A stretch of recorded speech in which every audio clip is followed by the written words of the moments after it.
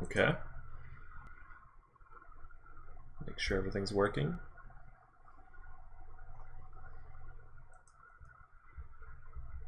Okay. Make sure everything's working. Test if the audio is fine down here. Okay. Make sure everything's working. Test if the audio is fine down here. Put up here a bit.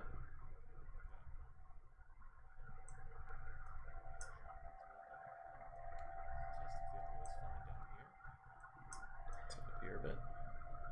Hello, bed.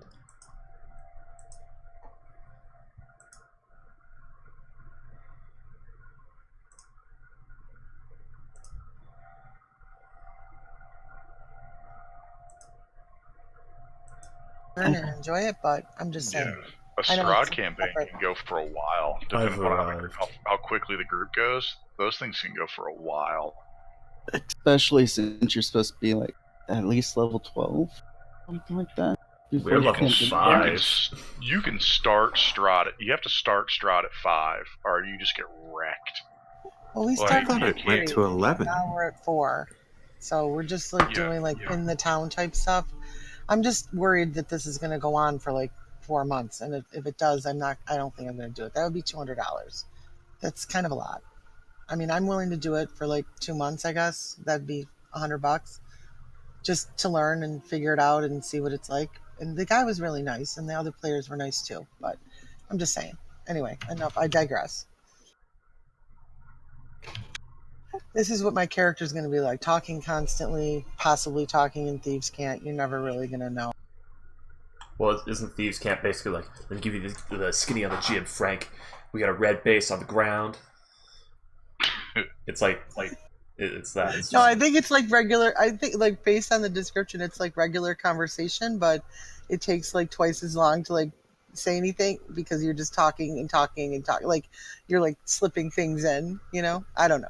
I've heard it described as just very deep. Was it slang? Like very deep slang.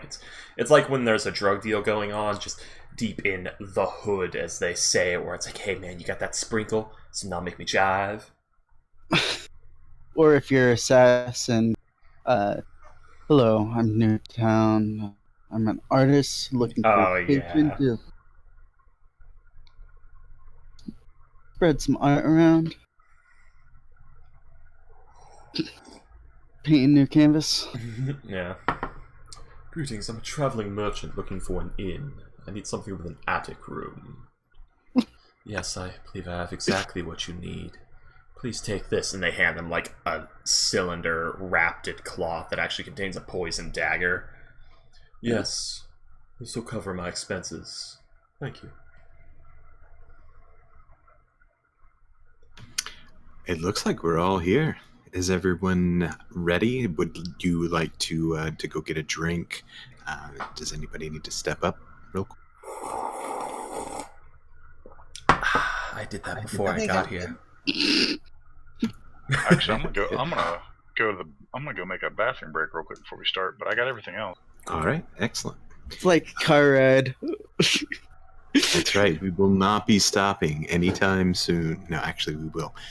We'll go ahead and take a break at 10, and we'll see how it goes. You're already an infinitely more competent DM than the last one I went with. Well, that's good.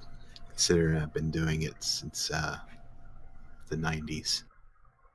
Excellent. I'm older than you. Maybe. I'm 47. I'm 24. I started playing D&D when I was 15 in 1985. Excellent. And my husband, he runs we're doing, what's it called? Oh my God, wait a second. Temple of Elemental Evil, first edition. We play once a month at this moment. Yeah, that was a great one. I enjoyed that. I'm trying to get into D&D.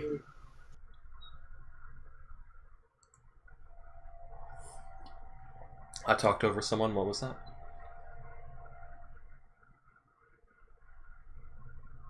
Uh-oh. Has the thing died?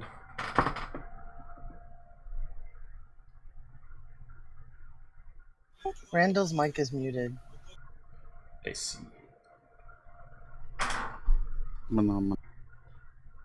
Yes, it is. I'm here. I am eating and whatnot and listening. Munching and crunching. That's why sure. I'm eating. It munches and crunches. Yes, creature, it's the munches and crunches pulls it from the bones. It tastes so good. That was a good one. I was about to say, is that Smeagol? No, that was Creature the Imp. Long story. Oh, okay. I don't know. It sounded a lot like Smeagol. God damn it. Yeah. It's fish. Again, for some reason, dirigible sounds like Skeletor because every skeleton must be Skeletor forever.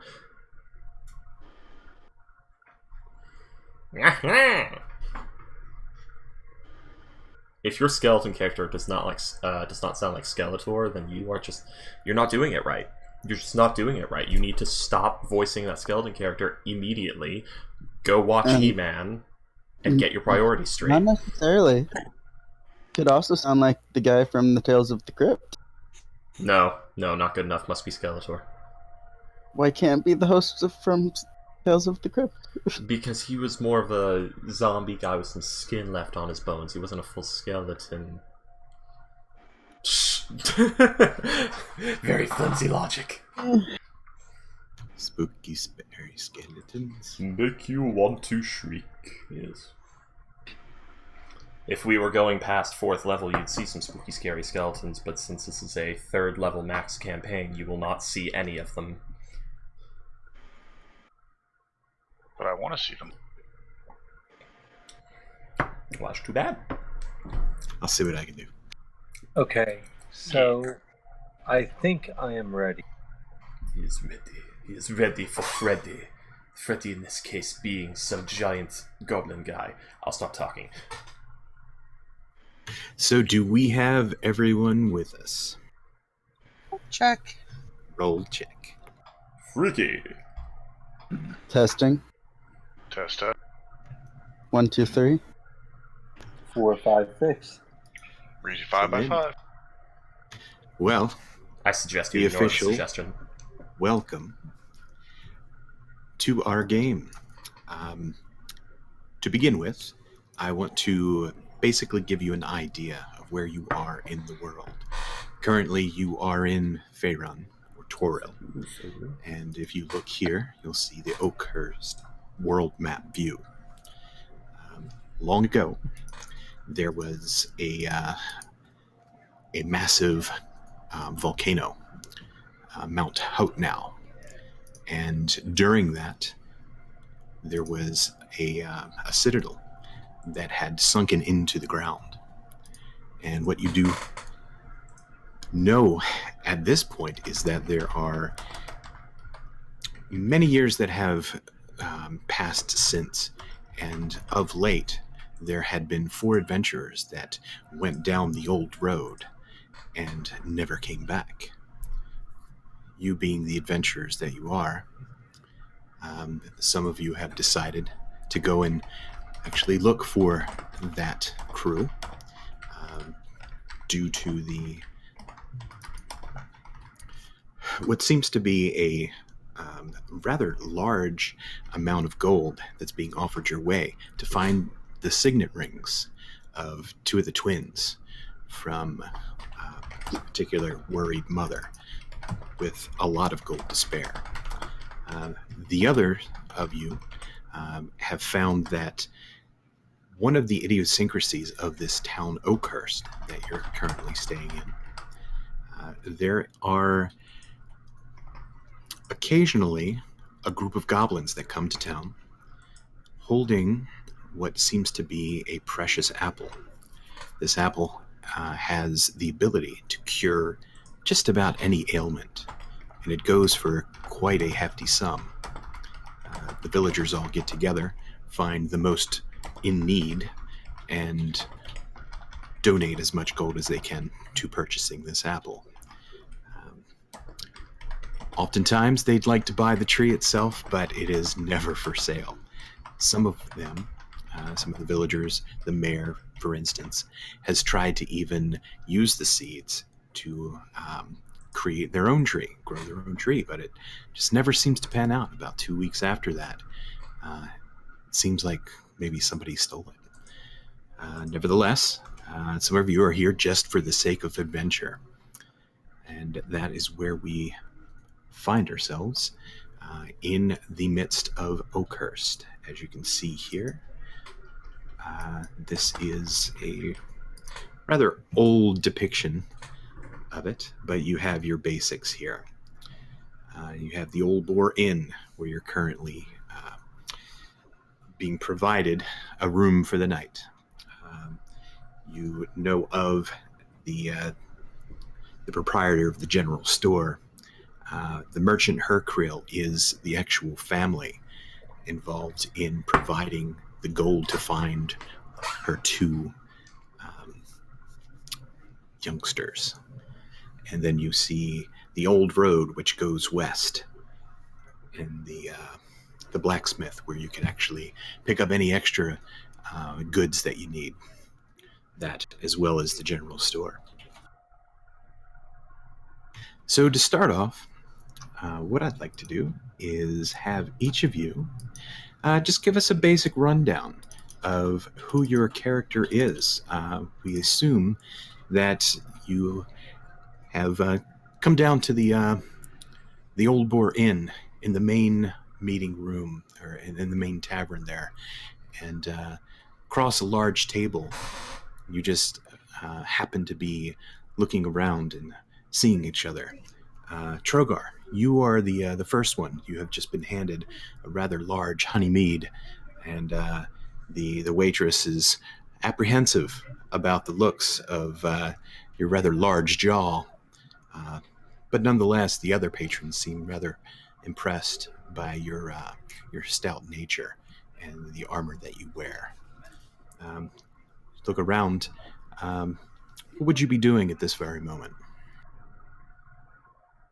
I'd give the maiden a nod of my head as I accept my tankard and sit down, scan the room a little bit before taking a swig, savor the flavor of drink. All right. As you look around, you actually spot Morris. What does Trogar see when he sees Morris? Morris, please describe yourself. Oh yes, Trogar will be seeing a half-elven gentleman, roughly 5.5 feet, wearing a top hat, a very long coat-tailed jacket, green vest, and carrying a cane with a tarnished silver skull across it. He stands very tall and proud, very dapper. All right. So, Trogar, as you look over to Morris, someone actually crosses your path of vision, and that is Morlock.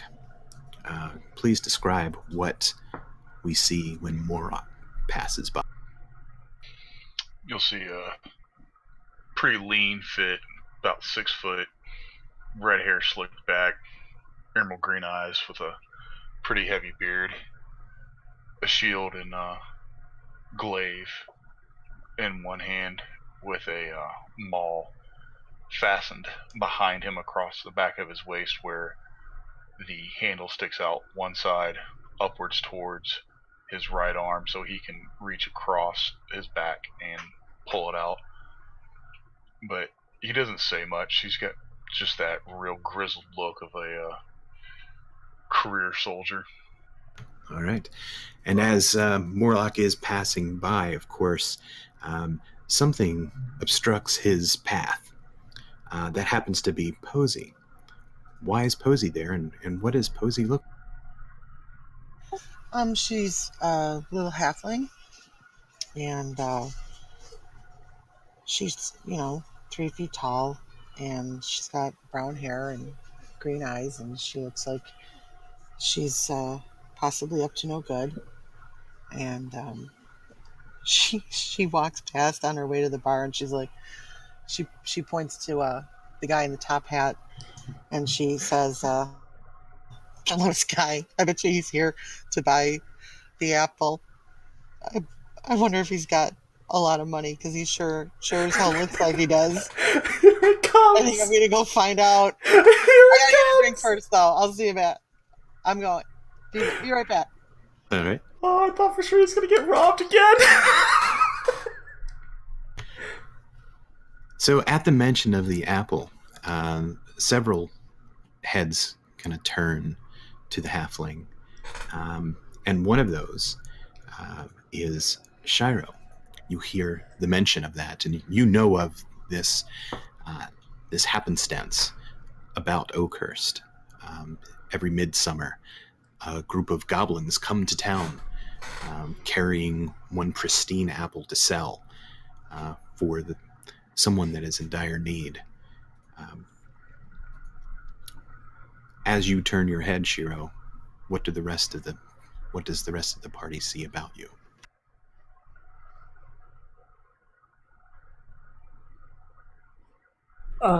They see a short fellow dressed in similar to his image. He's got a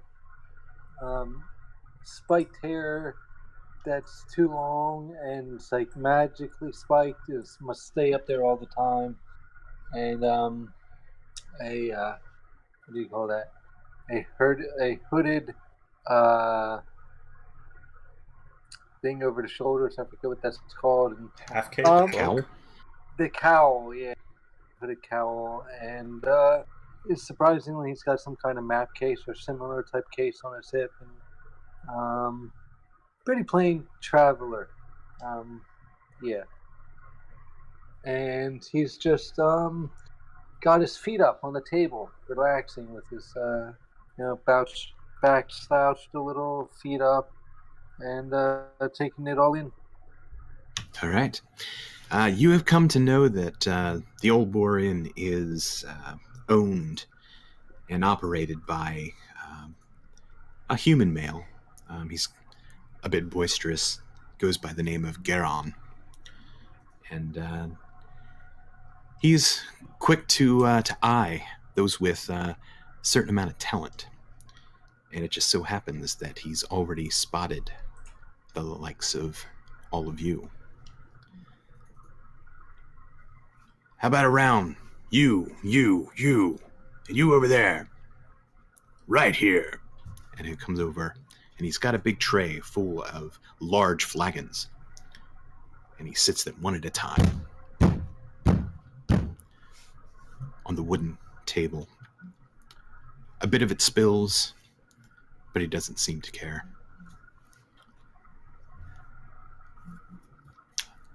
I have a bit of a suspicion about all of you. Shifty He kind eyes. of pauses there. Yeah, he just looks at all of you. Is there something on my face?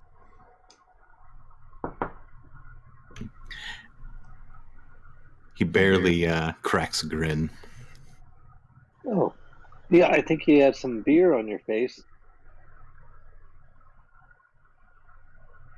Posy's over by the bar, like noticing that like drinks were delivered, but like was on her way to go get a drink. But if she can get a free drink, then she just kind of like meanders over there and starts like hopping, like to try to get the bartender's attention because she's so short.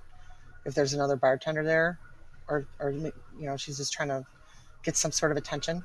And she's like, "Can I have like a smaller glass? Because like that one's way too big for me." And they're just like they're having the drinks over there, but I need a smaller glass. I mean, I'm going to drink the whole thing and everything, but I just like I can't really like. I just rather have a smaller glass. Is that okay?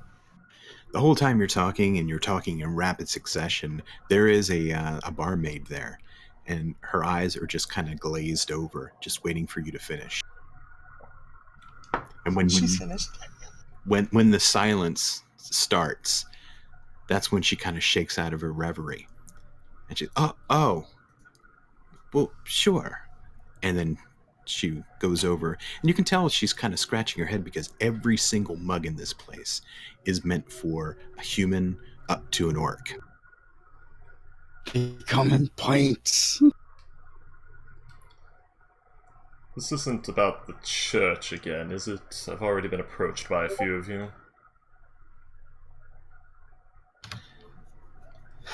I remember the last time anyone assigned from Talgan or Sharwin asked questions about the Sunless Citadel, and I hear that one or two of you have been asking around town about it.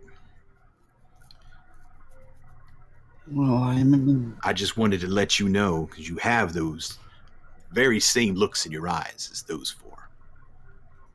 About 13 years passed. There is a human.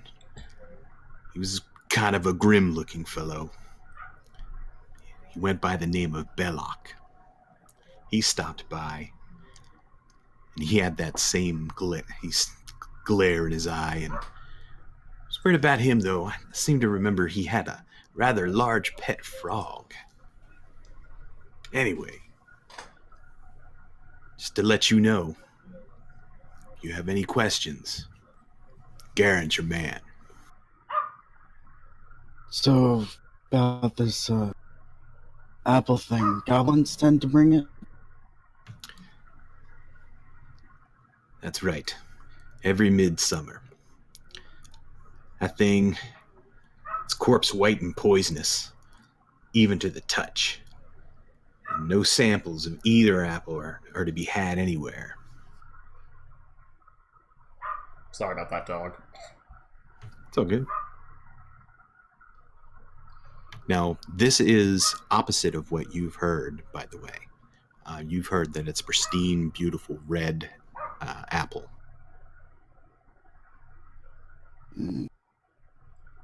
Mars is actually going to chime in on that. These apples, has anyone ever attempted to detect any form of magic from them? Oh, yeah, Sharwin actually did. Poor Sharwin. She was a wizard, you know. She was one of the twins. Yes. Talgan, the Hercules. Yes, I've been hired to look for them, that's why I'm here. She said it was some sort of, I don't know, I'm not a wizard, but a conjugation magic? Something like that? Conjuration. Oh, yeah, you must be one of those magic types. Of sorts. Go on. Well, she said that it had some type of healing, and yeah, it does. There's some form of healing magics, you say, yet it was conjuration? Yeah, in fact, I think, the old Jonestons, they said they were dying of something. I don't know. Muckles? Whatever it was. But after eating that apple, he was up plowing his fields. Next day. Is this man still in town? Is there any way I can meet him, encounter him, or perhaps it would be better to ask, who is the most recent person to consume one of these apples? Oh, had to be him, but, yeah, he's actually down towards the old road. On the way. I'll need to speak with him.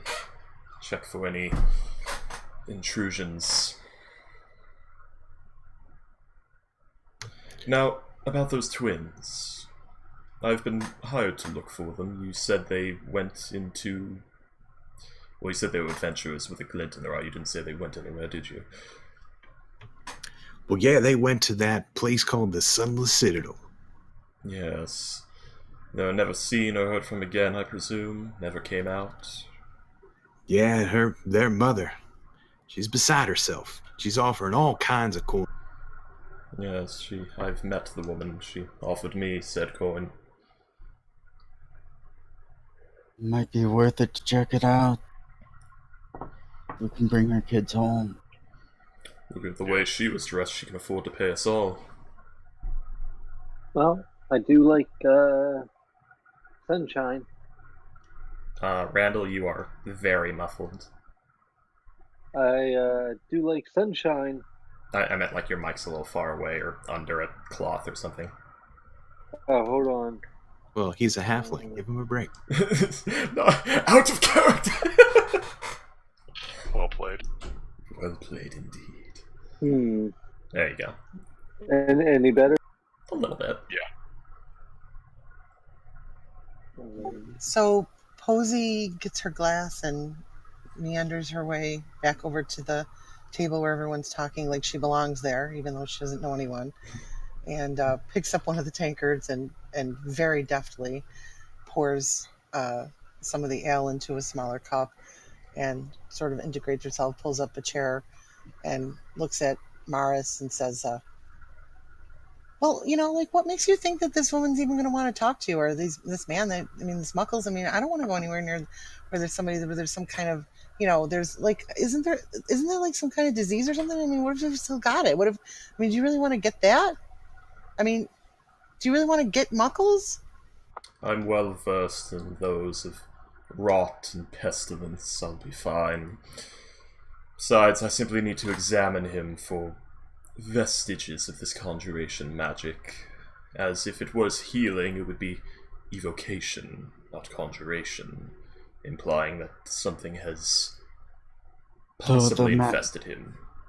Though, wouldn't it be possible that the apples themselves were not of this realm and summoned here? That would affect, perhaps, residues of magic on the apples, but not the apples themselves. You would have detected both magics upon them. Or perhaps this wizard was not very well versed. Maybe I need to look over it myself. I know I have no information. I need to investigate. Well, these apples seem to come from goblins who have been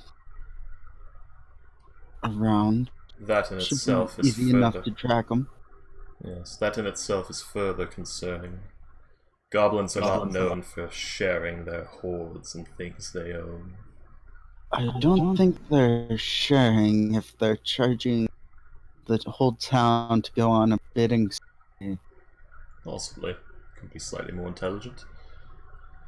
Posey would like to put on a little show and try to sound like Maris with performance and like take on his accent and oh no.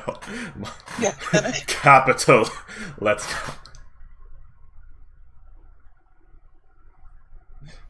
Can I do that or should I roll something? So you're just mimicking him? Yeah. Like, Yeah, let's get a performance. Yes, mocking Mars. I love it. He's edgy and you must mock him for it. Hi, Moldy.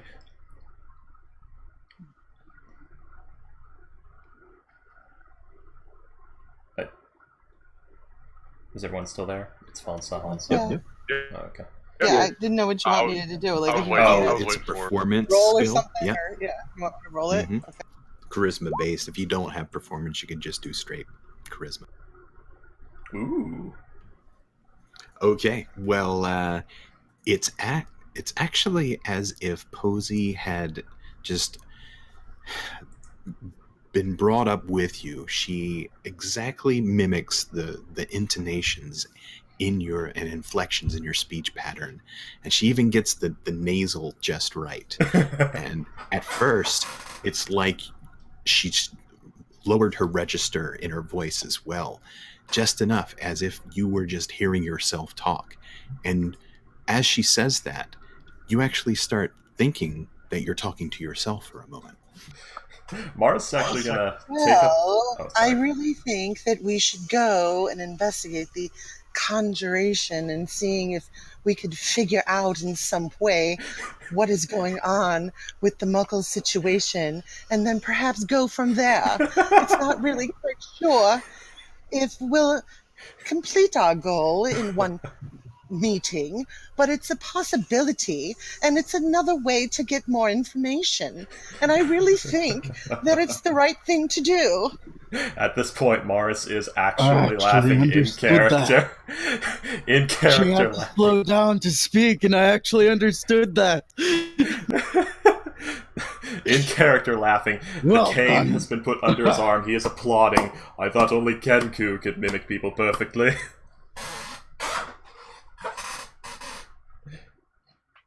Yeah. So you in charge or what? No, I'm just here with ideas. I didn't even know we were a group with any sort of leadership. You don't have to have leadership to have a group. Oh, we're the group. I didn't hear what you said, what? So are we nominating people to be our leader? I'm just here to get paid. Same. Leadership or no. I hope they have green apples. I don't really like red apples.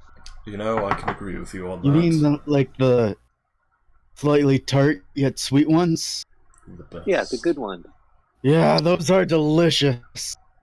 See, we're getting along already.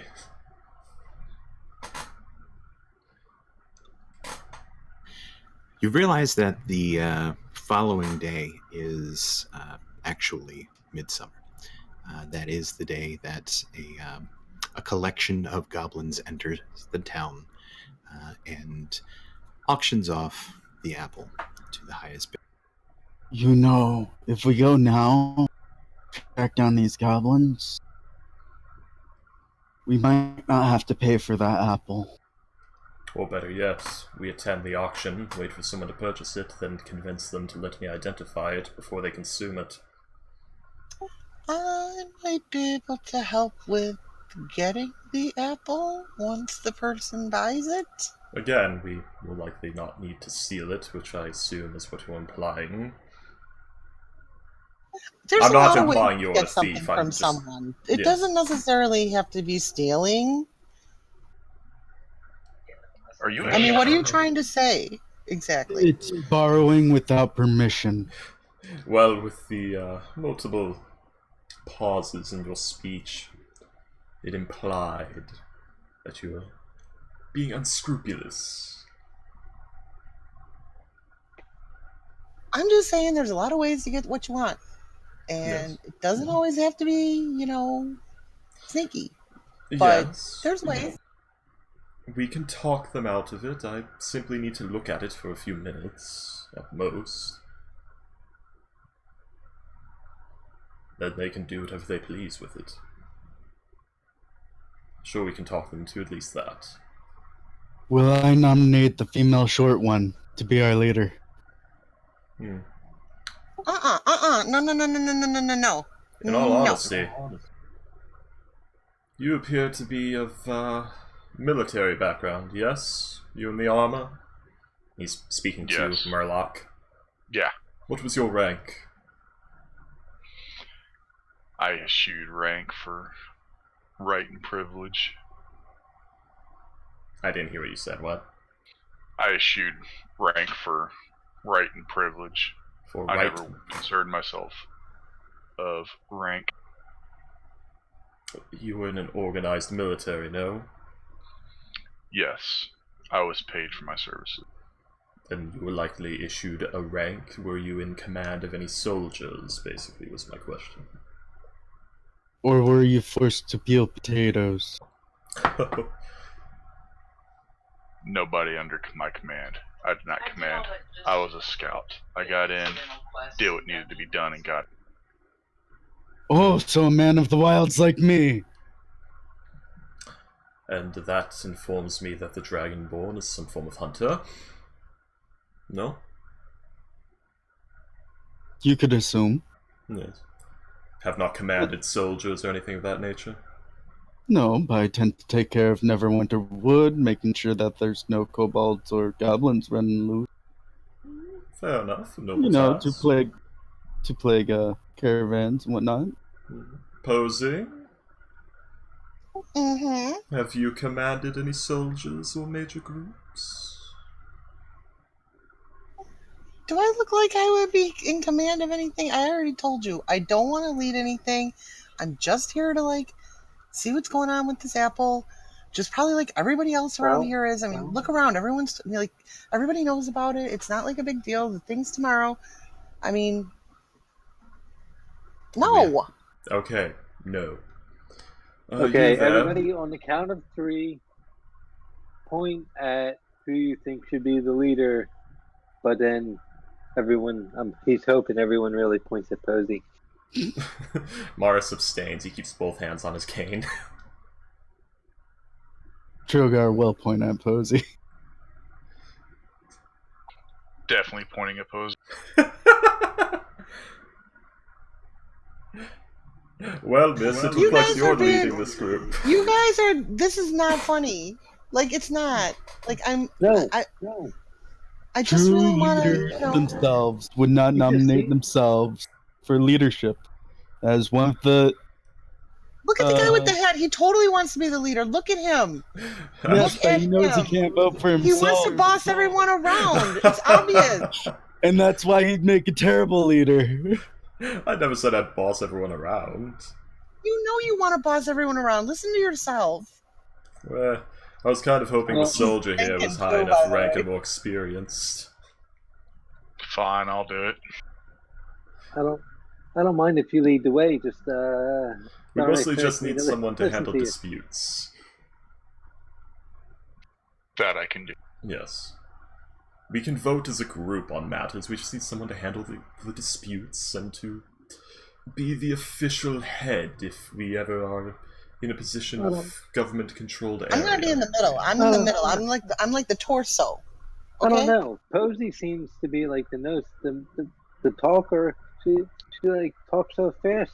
I don't understand how anyone barely. I don't know. No one will be able half the to time. argue with her because they Yeah. won't know her points of argument. This is a bit metagamey, but it's something you could figure it out. Can I, like, insight check or something to see who here is the most charismatic? You can, yeah, give me an insight check. Okay, cool. Let me hunt down my character sheet. Ah, there it is. Do. No, you're not being annoying. Carry on.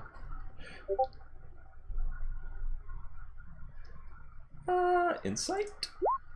There we go. I need to actually go back and look. I got... Oh, darn. Or wait, where am I? 17. I am. What's your... Alright. Like, charisma scores? Where are the charisma scores here? I've got 16. Aw. Not good. I 11. got an 11. Yeah. Yeah, just sound off your charisma.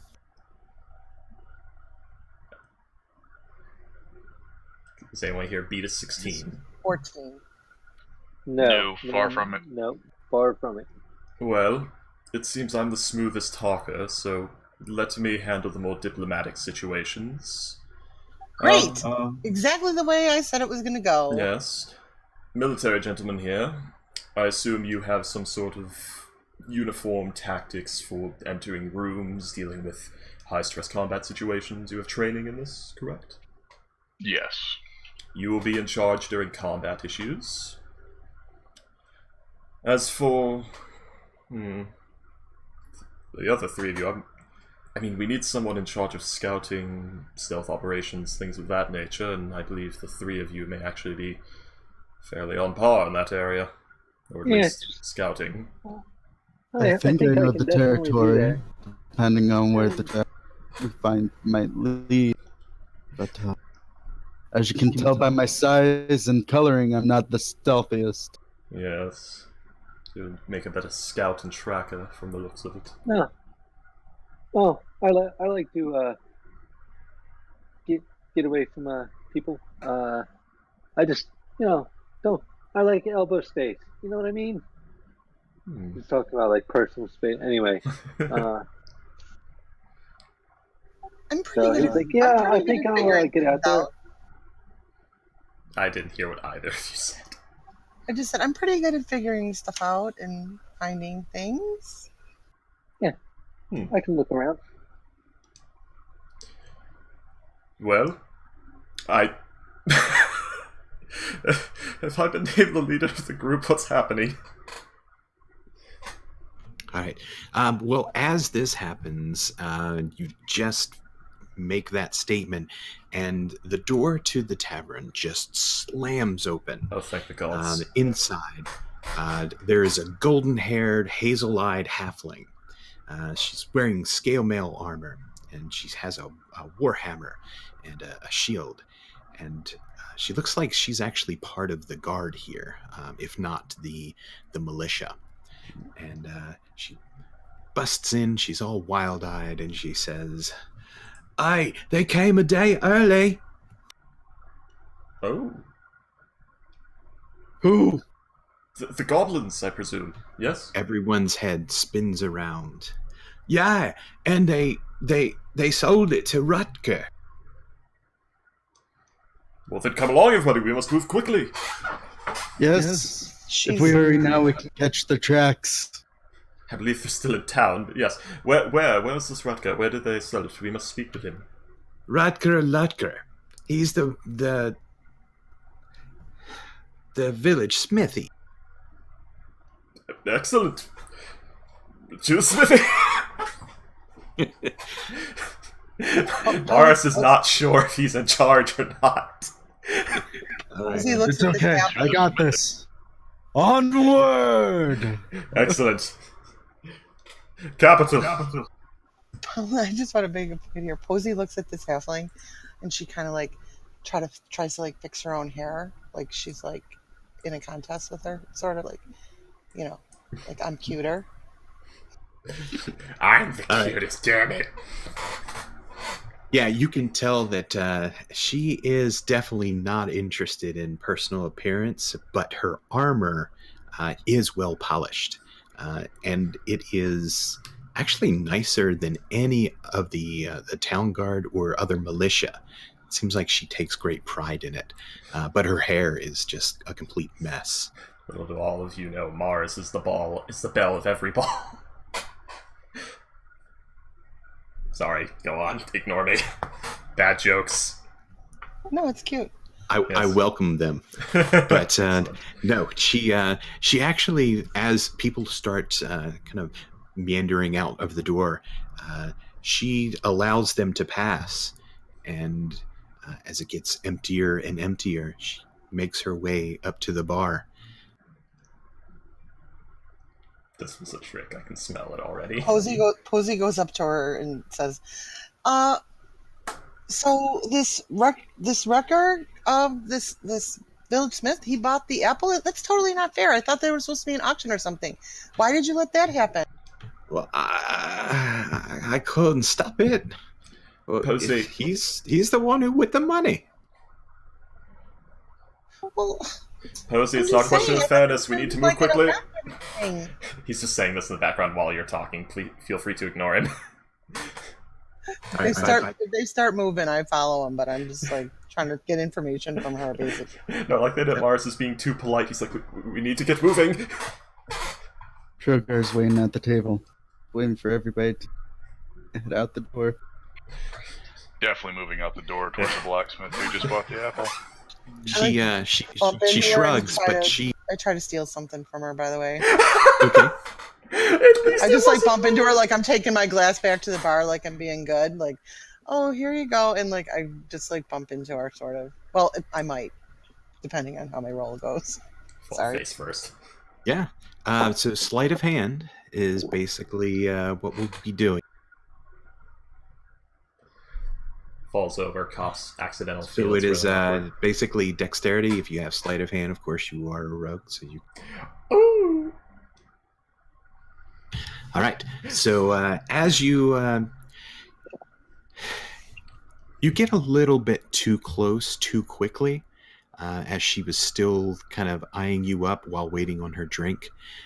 As you are going in, you kind of do a spin as you nonchalantly try to bump into her leg, and you realize that as you careen off of her with a slight bump, you try to go, but you're stopped. And she doesn't realize that you've necessarily tried to pilfer anything from her, but you can tell that she wants something for you, and she's grabbed you by the shirt, and she kind of gently tugs you back over to the seat. And she says, "You and me, we're gonna have a drinking contest." Yay! I totally will have a drinking contest with you. I totally promise, but I'm slightly impaired right now, and I think you would have an advantage. And I'd rather like go That's into great. it. I love advantages. Morris did not drink any of the ale, and you see he has now pulled a metal flask out of his jacket and is smiling. How many of you all Says exited nothing. the inn, by the way? He's still waiting for everyone. Yeah, I'm waiting. I was Alright. waiting for the party to go out the door. Can I get away from her? Like, She still by is being grabbing. charming in some way? You are welcome to try to persuade. Morris Give me is a actually persuasion going to try and intervene, saying, I want in on that drinking contest, but later we need to investigate this apple first.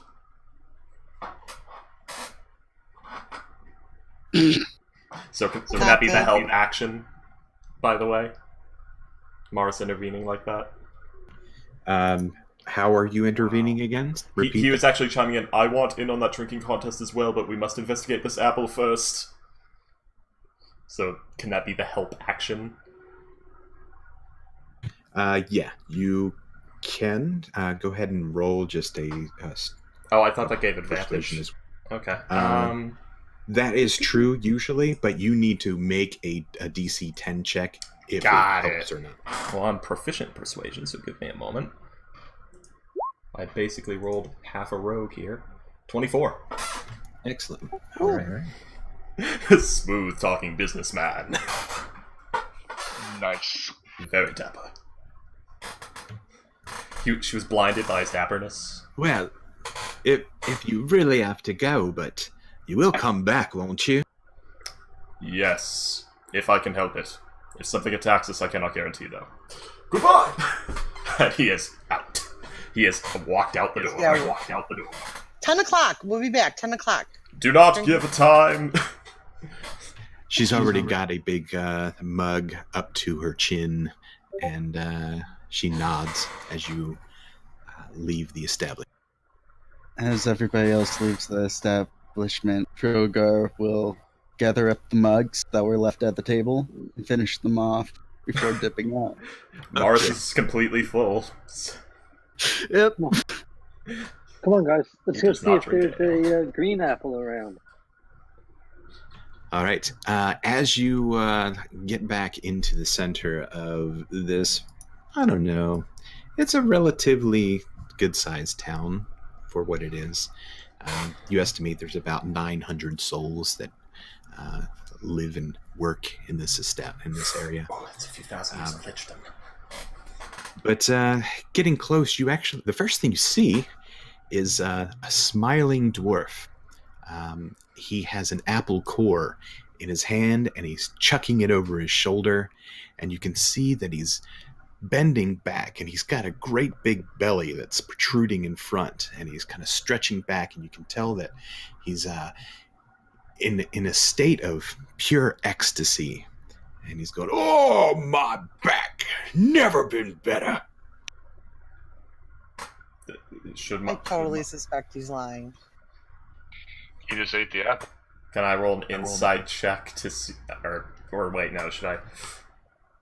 You guys go ahead and do the thing I'm Yeah. thinking. Well, I was going to roll an inside check to see if... that's the... Like, it didn't make sense, so instead Morris is just going to ask, "Excuse me, are you the smith of this town?" Rutger, at your service. And was that the magical apple in question? Ah, it wasn't worth every coin. Excellent. I will need you to hold here for a moment as I need to examine the apple core and yourself. Drogar would like to pick You up will that. not be harmed. Do not worry. Have at it. Okay. As he does a twist with his elbows, doing So- a windmill. Morris? Well, he's going to say, "Sir, can you spare 10 minutes, or are you short on time?" Oh, what do you want to talk about? You want to buy a drink? You want to arm wrestle? Would You any want to of see you- me do a cartwheel? I would like to see the cartwheel. Would any of you like a drink? Because it's going to take me 10 minutes, as I'm going to be casting a magical detection spell to see if you're being infested by demons or not, sir. I've been infested before. What do you want to know? Well, I simply need you to hold still, and I will need that apple core in a moment. So, Morris is Her going... name was Velda anyway, if you want to know the truth. What? Oh, scandalous. So, Morris is going to cast, going to ritual cast Detect Magic and listen to this man's story of this demon woman as he's casting it. Because he is All right. interested. While he's casting it, Trogar would like to trip the apple core and Yeah, judging from the coloration of the apple and the stem and stuff, try to perceive if it's a different kind of apple other than your standard apple. yes. Looks like a standard apple. Through your divination, you recognize this is an apple. Actually, I would only get with its. necromancy. I School. knew it. So when he's like, his eyes go wide when he feels that, he just taps the tip of his staff on the ground. Capital. I knew it. Sir, this apple uses necromancy to achieve what it does. I do not believe you are in any danger, but now we know. Salim. Trogar, Is there this. any? Go ahead. Yeah, I was gonna say. All right, go ahead. Oh, What'd you say?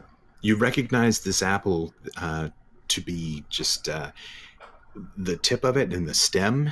It's like as if it were artificial of some sort. It just looks too perfect.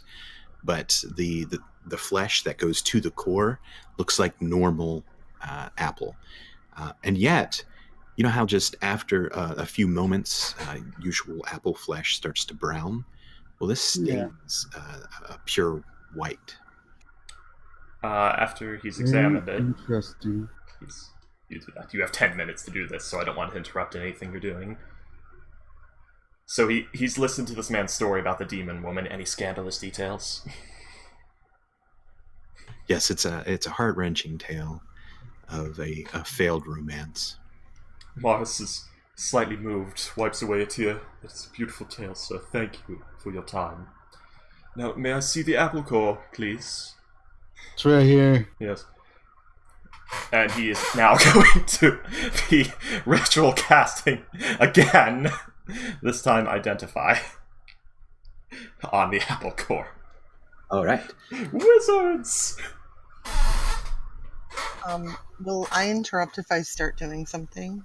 As long as you're not taking the apple core from him or kicking him in the ass. Everything.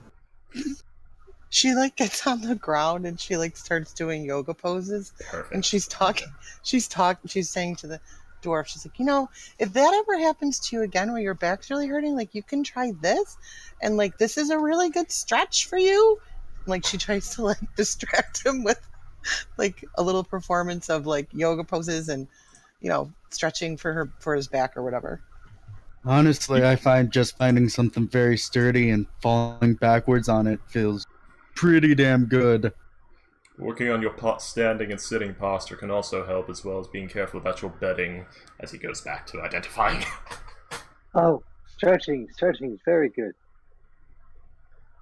All right. At each suggestion, you can tell that Rutger is stroking his beard and nodding approvingly at all of those suggestions, and even trying to mimic the poses that Posey is showing him. I love it. Dwarf yoga. Can you feel that stretch right there? Can you feel that? That's a really nice stretch. And if you do this just a couple of times a day, Salute when you have a minute. So like this, yeah. Usually I'm not able to do this after a long day of hammering, but I think I might have to start. By the way, how'd you get the jump on the auction? They just came into town. I guess they were a day early. Who knows? But I had the money, and oh, my back hurts. Something fierce. First come, first serve. Well, did they come in like right here by your shop? No, up the road away. Up by the constable, actually. I'm just really surprised that like more people weren't trying to bid on it or something. I heard that it was like an event that you guys do here. Usually is if they're on time. But occasionally they come a little early. And I'm not gonna... Well, good for you. I mean, I'm glad your back is feeling better. I mean, I don't blame you for buying it. I think it was a great purchase on your part. I mean, anything that helps, right? I mean, you got work to do. Yeah, it was the best 30 gold I've ever spent. 30. That did something wrong. A good price. Yes, he beat Whoa, the 30 gold. he beat the auction, so he got it at a low price. I'm guessing. Only person there. Like I don't know. Mars is a The whole point of an marketing man, auction- so he's like very. Mars actually looking kind of proud of this man for having good business sense like that. Undercutting. I'd appreciate it if you didn't spread this around too much. I mean, I realize that a lot of people around here probably already know, but no hard feelings. Yes, there was a halfling yeah, woman lots of preaching people it to the know. townsfolk in the tavern. That's how we found out. We'll totally keep it on the DL though. I totally, we don't need to tell anybody. Well, I sense necromancy on the apple, so we might need to tell people about the apple and get you looked at by a cleric, because it could be some sort of conduit stealing the life energy from everyone around you, for all I know. I Oh, still yeah. think we need to find the source of these apples. And I stick my hands up like, Find the 2 people that went missing that we've been paid to do. I cast Identify on the apple. What, Yeah, so the apple is, it has healing properties. It will actually do as much as a heal spell will, which is a very high level. Isn't that the 700 HP one? Yeah. Oh, as dear. well as many other ailments. Oh dear.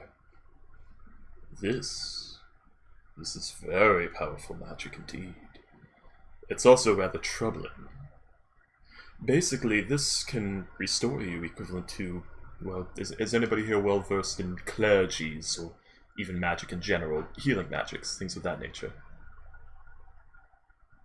Familiar with the heal spell? What spell? I've got heal. It'd be under Arcana. It is an incredibly powerful spell of regenerative and restorative properties. That, mixed with the fact that this apple can actually give you an equivalent effect, and runs on necromancy, is one, both amazing, it's an astounding feat, and also rather concerning, as necromancy does not heal people by simply generating positive energies, it takes them from somewhere else.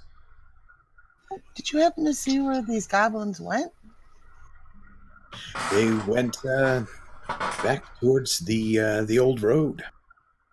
So their tracks are fresh, you're saying? Yeah, we know that they usually come back down that way. We suspect they come from the Sunless Citadel itself. That's where the brother and sister were. Yes. We best get on this. I've been hearing about the poor Hercule twins. We've been hired to find them. Well, good luck to you, because I'd like to see them around. They're most likely dead. Yeah, I'm afraid so. Goblins are militarized, intelligent, territorial. Not quite much for taking prisoners for long, and this apple, it had to have That gotten its depends positive on whether or energies. not they have a hobgoblin help them out. Also, Or this just- apple would have to have or gotten a its big brute like a ogre or something. a bugbear or something of that nature, yes. No, but sure, kinda. Bugbears, they're tricky with goblins. Although, I'm concerned it may be something worse with this. They have to have gotten that positive energy from somewhere if they were achieving it through necromancy. How often do people disappear from this village or any surrounding villages, do you think? Who are you asking? He was sort of saying that to everyone, but then he's actually going to look around to see if anyone might have any information on that. He was mostly If anybody looking at would the like to apple. roll a history check, you're welcome to. I'm going to say Morris does not know, because he would have just rolled into town recently. So I'll forego my history check. so would have I. Yes. Ooh. Morlock actually does happen to know that there are no reported missing persons except for the 4 that left not too long ago. Did that happen last year too? It did not. He's actually going to turn to the dwarf. Do you know anything about the game hunting in this area? Has it fallen rather sparse, or has it always been sparse? As a matter of fact, it's been quite sparse. In fact, the farmers have been pulling their cattle off the fields, complaining of some monsters. Taking the cattle alive, I presume, not leaving the corpses behind. On the contrary, leaving just mutilated corpses on the ground causes a stink, you know. These corpses, have they been drained of any fluids, had bones removed, their meats torn off, anything of that nature? Beheaded? Can't tell you for sure. Just know, just every few days, there's a bunch of vultures circling around the various farms on the outskirts. We may need to speak to some of the farmers. I'd like to inspect one of these corpses. As for this apple, do you mind if I keep this core, sir? You keep it to yourself. Don't let this out to any more Not a word. townsfolk, and we'll call it even. Not a word about you to the townsfolk, but the apple core itself will have to be a bit more public, as I will be investigating it. That's I will fine say by I me. bought it from the goblins. Cannot speak, if I must. You do what you like, but I appreciate not anybody hurting my business. And In Morris fact- is going to put his cane under his arm and put out his hand. Then we have an accord. All right, he grabs it and he squeezes a little bit harder than you would expect. Yeah, Dwarf dandy boy seems to, with his 8 strength versus the blacksmith. Yeah. Oh, yes, quite. So what you're saying is keep my name out your mouth. Mars is going to wrap the apple in like a piece of cloth that would be used for containing rations or something like that and store it in his inner jacket pocket. He's got like the what are you buying, what are you selling inside of his jacket thing going, by the way. Nice. Yeah. He's also got a satchel in the back, so that's how he carries everything. How many sundials do you need? Sundials? As opposed to watches. Oh, he has a pocket watch. Like, he has a brass pocket watch. It's one of those ones you have to, like, you know, turn every morning or whatever to keep going, but yeah. Get that off of a gnome or something? I bought it from a store. I'm sure Gnome possibly made it. It's definitely clockwork. Clockwork. So those tracks. Shall we go track them? Yeah, wait, no. Let's do it. We should investigate the corpses first and then buy supplies, because if we are dealing with goblins, we are in for quite a fight. So as we're going out of town or whatever, is that what we're doing? We need to get supplies. I was gonna say, do we need supplies, guys? I don't know. Mars do is a we need traveler, so he horses? already has supplies, but I also need to burn money on another stupider expense. I've got. I'm okay if we end up in a dungeon. I got some equipment for that. By the way, Mars has like or wait, no, he wouldn't have had time to take notes. Never mind. I look at the blacksmith. Is there an apothecary? Even an apothecary? Apothecary's probably the closest you'll get to that is the general store. By the way, They have potions Sorry. of healing. Finish what you said. Yeah, you can buy some of those. Those are expensive, but I actually bought an apple for cheaper. By the way, you're a blacksmith? You do repair jobs for the local guard and things of that nature? All day, every day. How much do you charge for these repair jobs? Like each one? Does it depend on thing, or is it a flat rate? Depends on the item.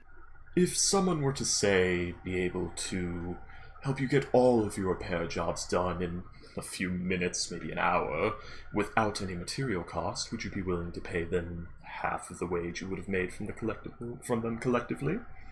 I would not need to use your supplies or anything, and I can guarantee the work will hold as strong as yours. No offense to you. I'd be interested in something like that. I assume that's magic, right? Yes, it is. I've repaired this jacket from many cuts and tears for years. Almost as old as... well, not as old as I am, but... this jacket's over 20 years old. That's what I'm getting at. And as you see, it is pristine. And this is the spell I used to do it. So you're saying you're looking for a job? A quick commission. It should only take me about an hour, maybe a few minutes, depending on how many repair jobs you have. Why not? Excellent. Please, show me to them. I have the perfect spell for fixing these things. And Morris would like to use the mending cantrip. All you guys go shopping. Morris does this while they're shopping. Also, he's going to... If a potion of healing is more expensive than 30 gold, then... Morris is about to make like of healing money. 50 gold. Well, no, that's metagaming. You don't know what Morris is going to do with this money yet. So you guys are going shopping. It's the same prices as you'll find in the player's handbook. Gotcha. So, DM, do you need to do some calculating, or do you... Alright, so you are attempting to help him for an hour? Yeah, with the mending cantrip to do his repair jobs for him. Okay. For half the going rate that he would charge for them. So it's half all profit for him, half all profit for So Mars. let's see what he has to fix that day versus what he has to create from scratch. Yeah, you can't help with that, sadly. I don't have fabricate yet.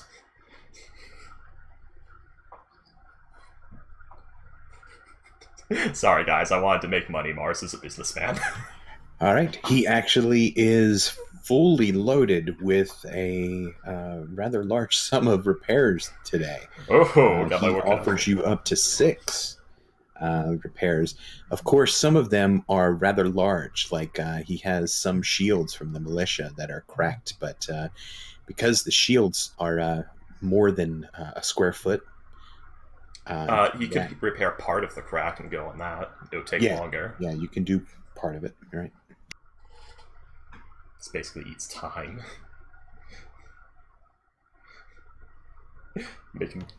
Well, is it?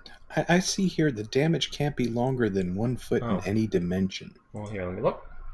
The spell repairs a single break or tear, and you're right, that may be an issue. Shrink or 2 halves of broken key, a torn cloak, or a weakened water skin, as long as the break or tear is no larger than 1 foot in any dimension. But alas, you still do manage to find 6 items that are worthy of your magic. Damn. And in doing so, you will be making a walk. I love you, mending cantrip.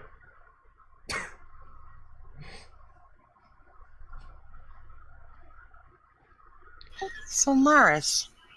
He's repairing something while she's saying this. I think that we should play a little game. I'm a bit busy right now, but what did you have in mind? Well, how about this? How about I steal that watch from you at some point? Not now, obviously, but at some point. And if I get the watch, I will show you that I've gotten the watch. And you will give me 10 gold. Just, just for a little game. I'm a man of business, not gambling. If I find any of my watch or possessions have gone missing, I will likely carve off one of your ears. without asking if you took it. I'm not going to steal it. I mean, I was just saying that I was going to take it and show you that I took it. At this point, I now trust you less, and if it goes missing, whether it was you or not, without asking, I will carve off one of your ears in your sleep. I just think it's cute. I mean, I was going to give it back. I just wanted to see if I could do it. No. You are getting death glare from this man now. Dapper gentleman, hat and all, death glare. You're taking this wrong. You're really taking this wrong. I'm going to let it go, but you're taking it really wrong right now. Get robbed as much as I've been, and you'll take that wrong as much as you wish. By the way, 40 silver, is it 100 silver per gold or 10 silver per gold? 10 silver per gold. Okay, so I make 40 gold! No, 4 gold. Oh, I make 4 gold, yes. Correct, thank you. 4 gold! Hey, that's good. That's 4 gold. That'll cover some of the expenses. How long does this take, exactly? Well, it's a minute per cast, and he had 6 items. So 6 minutes? So about 7 minutes, because it takes him a while to find the items and to set it where it needs to be. Yes. And then he also likes to talk and tell you a little bit about how it got damaged. He's all into it. Morris is loving it. He's listening. He's chatting back while doing this. They were trying to lift a horse with this one, and it just snapped. Holy rigging. Oh, such shenanigans and malarkey. Regardless, you are now looking at yourselves at the Inn Oakhurst. You can see the old road goes southwest. You know that the Sunless Citadel that the reputed group of 4 had left for maybe more than a week or 2 ago went that way. You know of the ravine, and you realize now that with the apple already sold, your likely next step is to investigate. So just to, out of character, speed this along a little bit. Do we go shopping? Oh, do you need to go shopping? You're welcome to shop. I got some of this. I got some of this money because there was some stupid things I wanted to buy. Because Mars has 18 intelligence, and every character with over 15, I try to do shit like this. Can I buy? What would you like to buy? Everything that you can buy is in the player's handbook now. So what would you... It's some weird items that would most definitely exist. I need 1 liter of rendered animal fat, or just 1 liter's worth of animal fat that can be rendered. 1 liter of lantern oil. A pound of either charcoal or powdered charcoal, preferably powdered. And some small cloth sacks and a single bottle of alchemist fire. As well as some string. Making napalm. Curiously enough, that's all. That all comes in a pack. All together? It comes in an alchemist kit, yeah. Oh. It's that kind of a town. Oh, may I purchase something of that nature with which to make explosive fire bombs of death?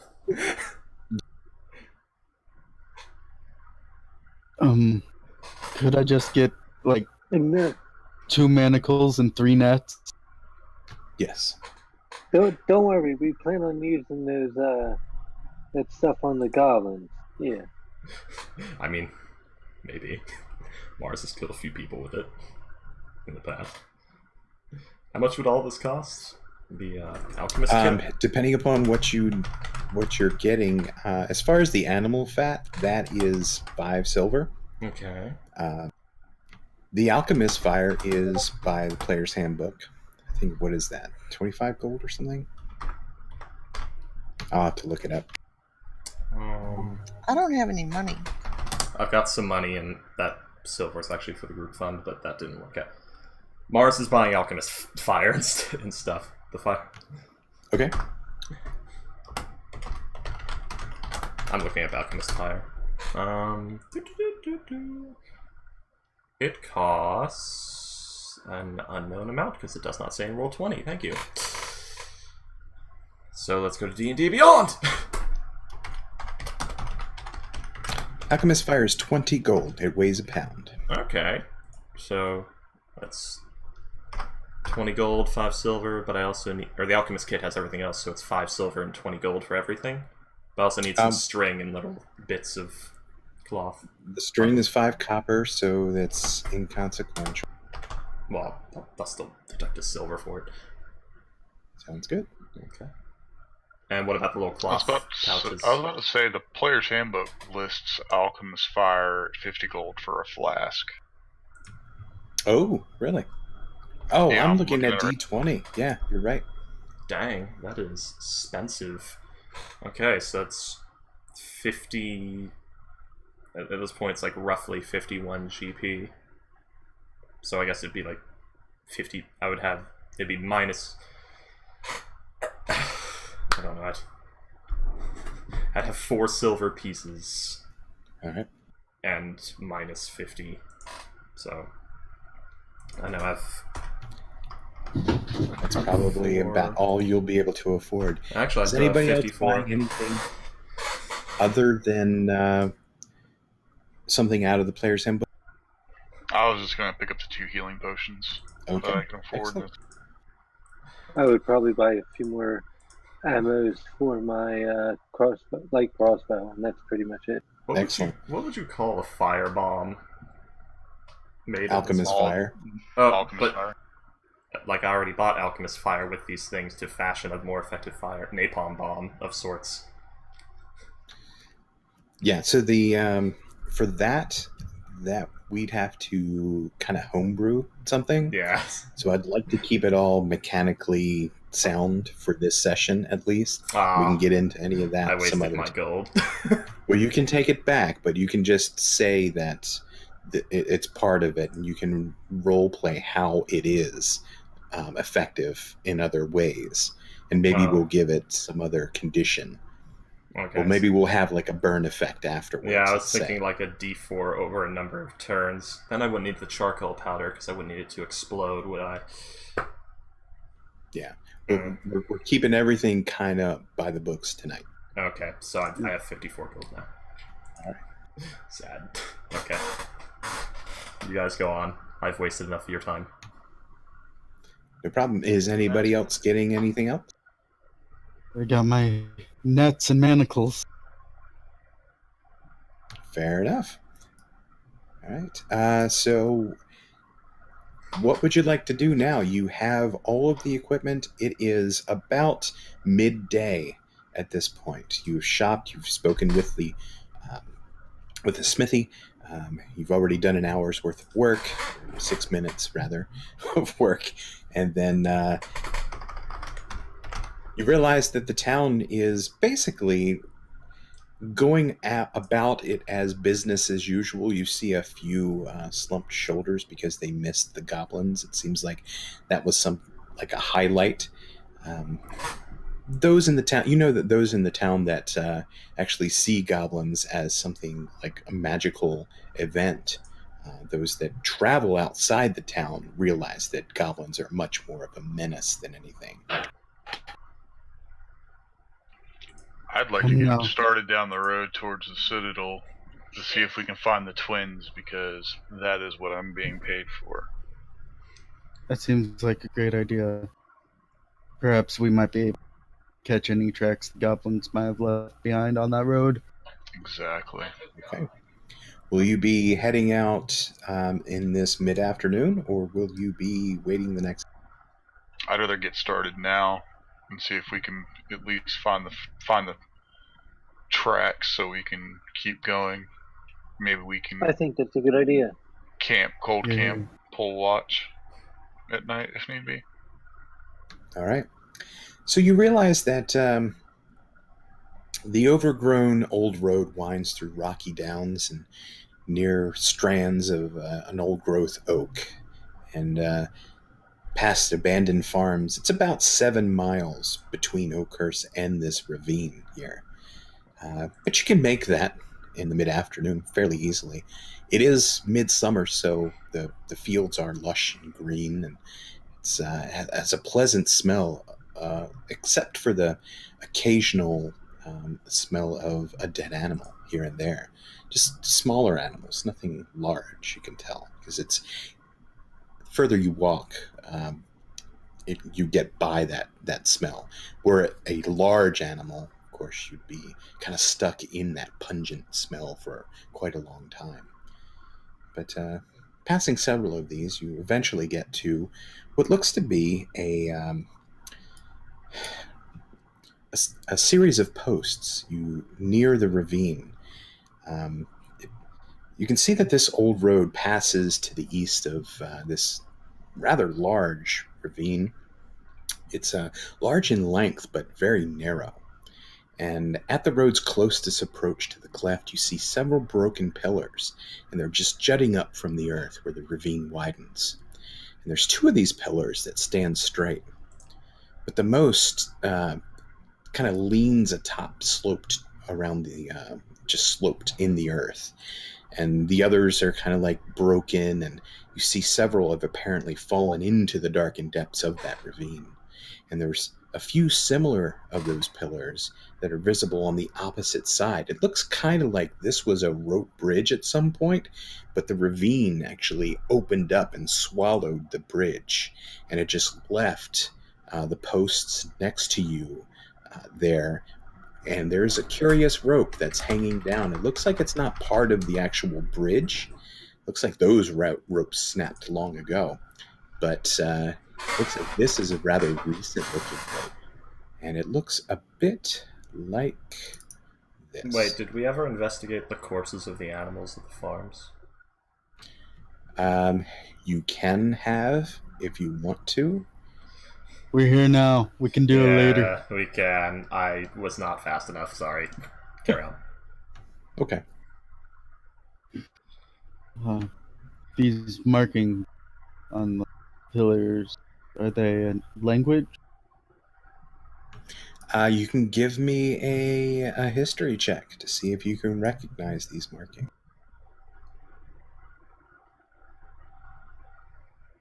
Okay. Can Mars also make a history check? 13. All right.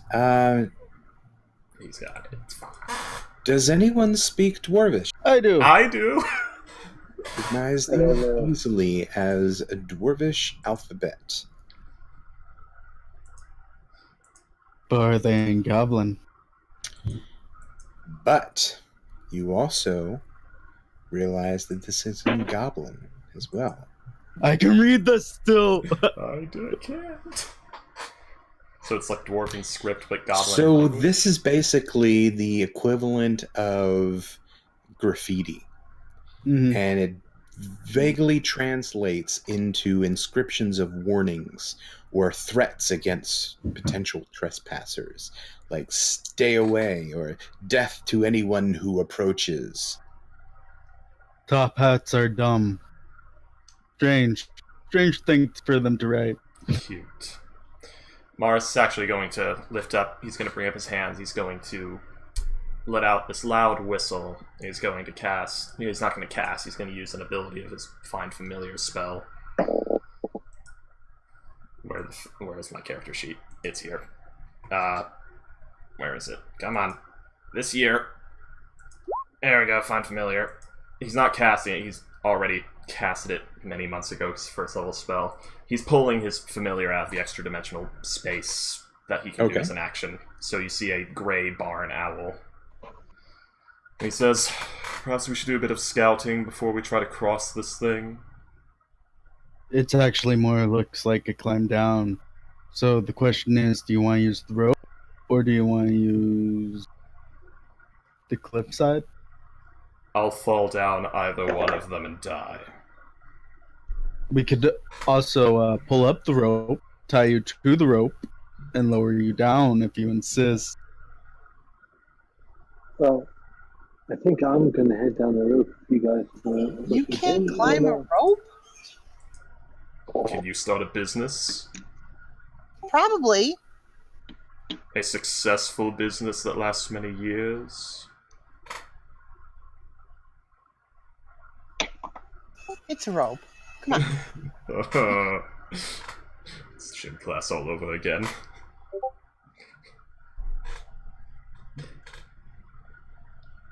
Oh, okay. Discord's I'm gonna all... try to climb a rope. I'll go first. Everyone recall, because Discord's all muffled and terrible. Well, that's okay. Hold on 1 second Yeah. before you stop. I can change servers on here. Well, hold on. Let's see if he can relog into it and if it fixes his. Because he was the only one that I couldn't understand. Everyone alive? Randall? Yep. I'm here. Okay, that's a lot. Yeah, that sounds better. Yeah. Okay. How can Discord be unreadable? Sometimes you just get a bad connection on it.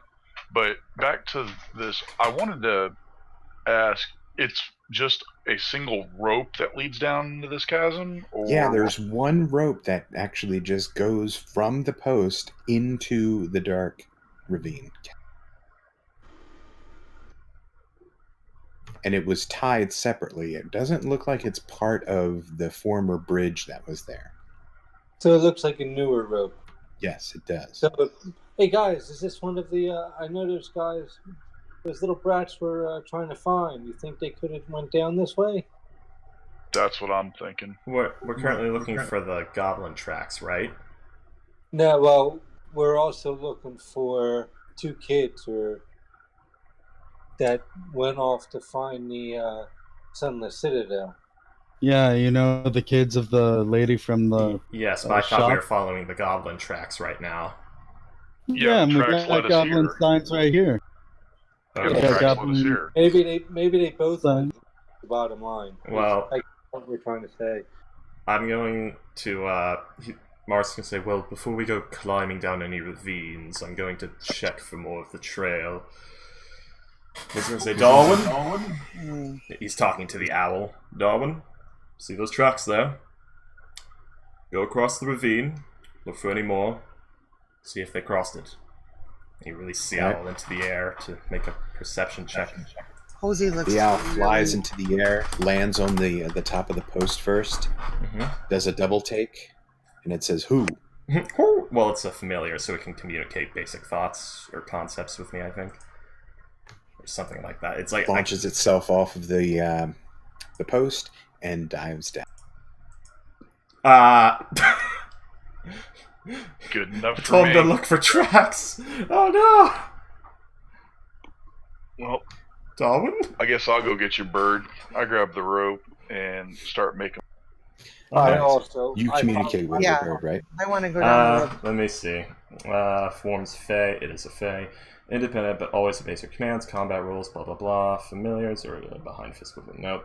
Can communicate telepathically within 100 feet. Okay. It tells you that there is a landing not too far down. Okay. Excellent work, Darwin. Like he's sort of got his eyes closed. He's just standing there. Hey. Excellent work, Darwin. Come back now. I'd like to stealth down there. Okay. Not as good at sneaking. I probably should have stealthed with Darwin because that was a fantastic stealth. Oh well, too late. Where was the Okay. landing exactly? Because I So- can like use an action to see through his eyes. Yeah, so the landing is about 80 feet down. Okay, just So as it's flying down, and it has dark vision, so it can basically see, or low light at least. dark vision, 120 feet. Yeah, so it can see actually from the above the ravine, and that's what it tells you immediately. Is I can see what looks like a small bit of land. Thank you, Darwin. Return. Glorious beast. Come on now, guy with top hat. Let's get down this rope. Right. He's Who was the actually gonna- first to descend? I was. Okay. Warlock. I would Well, second. you Posey's grab a ready hold of to the go. rope. And I And, rolled sneak. Yep, go ahead. As you're, hold on one second. As you grab a hold of the rope and you start rappelling down, you look to your side and you can actually see small little holes dug into the actual cliffside itself. Would those holes happen to have been something a passive perception of 13 would have seen? Yes. Darwin would have seen them. Damn, my passive perception's 12. You would have seen them too. Okay.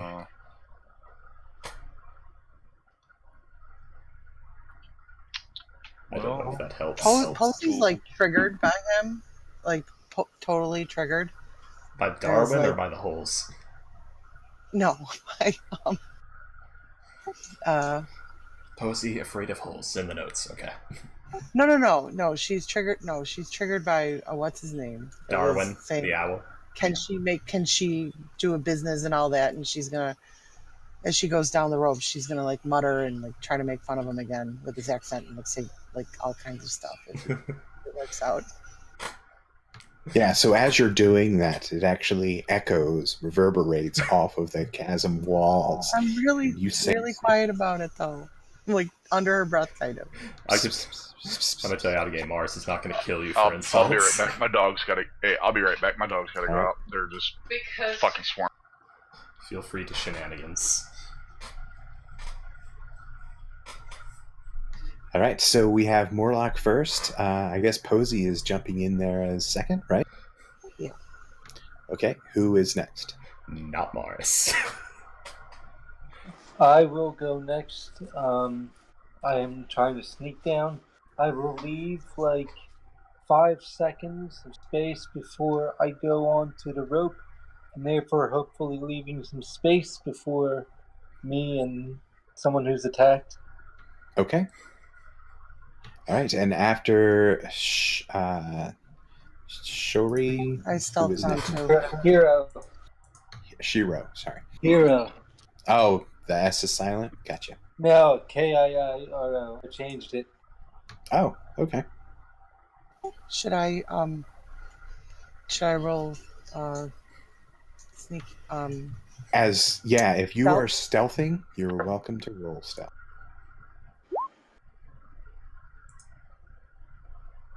Come on, tough hat guy, get on the rope. Right. Can I roll my performance too? He's gonna perform. Oh yeah, for impersonating Mars, do it. Got it. If you're going to insult a gentleman, you gotta do it right. Excellent. I have a question about the roll. There's 2 numbers here. Which one is the one that? The one up front is the one you got. You mean the first one? The one on the left, yes. The one to the left. One on the left. It rolls 2 in case you're on normal advantage. roll. Yeah, if you get advantage or disadvantage, you will take, depending upon advantage, you take the highest of the 2. Disadvantage, you take the lowest of the 2. Yeah. But normal rolls, we take the left one. Got it. So it always rolls 2. Okay. Yeah. Makes sense. Makes it easier. Understood. I love this thing. I'm Trump All now. right. I love it. And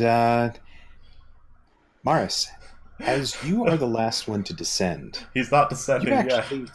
He's second to last. Trogar's making sure he's going down the road. last. All right, so Trogar, you are you and Morris being up at the top, waiting for the rest to descend. You realize that there's a few stones that are placed in kind of a succession, as if to create a campfire, but it looks half-assedly pushed with dirt. There's dirt pushed over it to kind of camouflage it to some degree, but it wasn't done very well. So it looks like somebody has camped up here relatively recently. Can I investigation on it? Sure. Excellent. Let me, I hate the way this character sheet is laid out.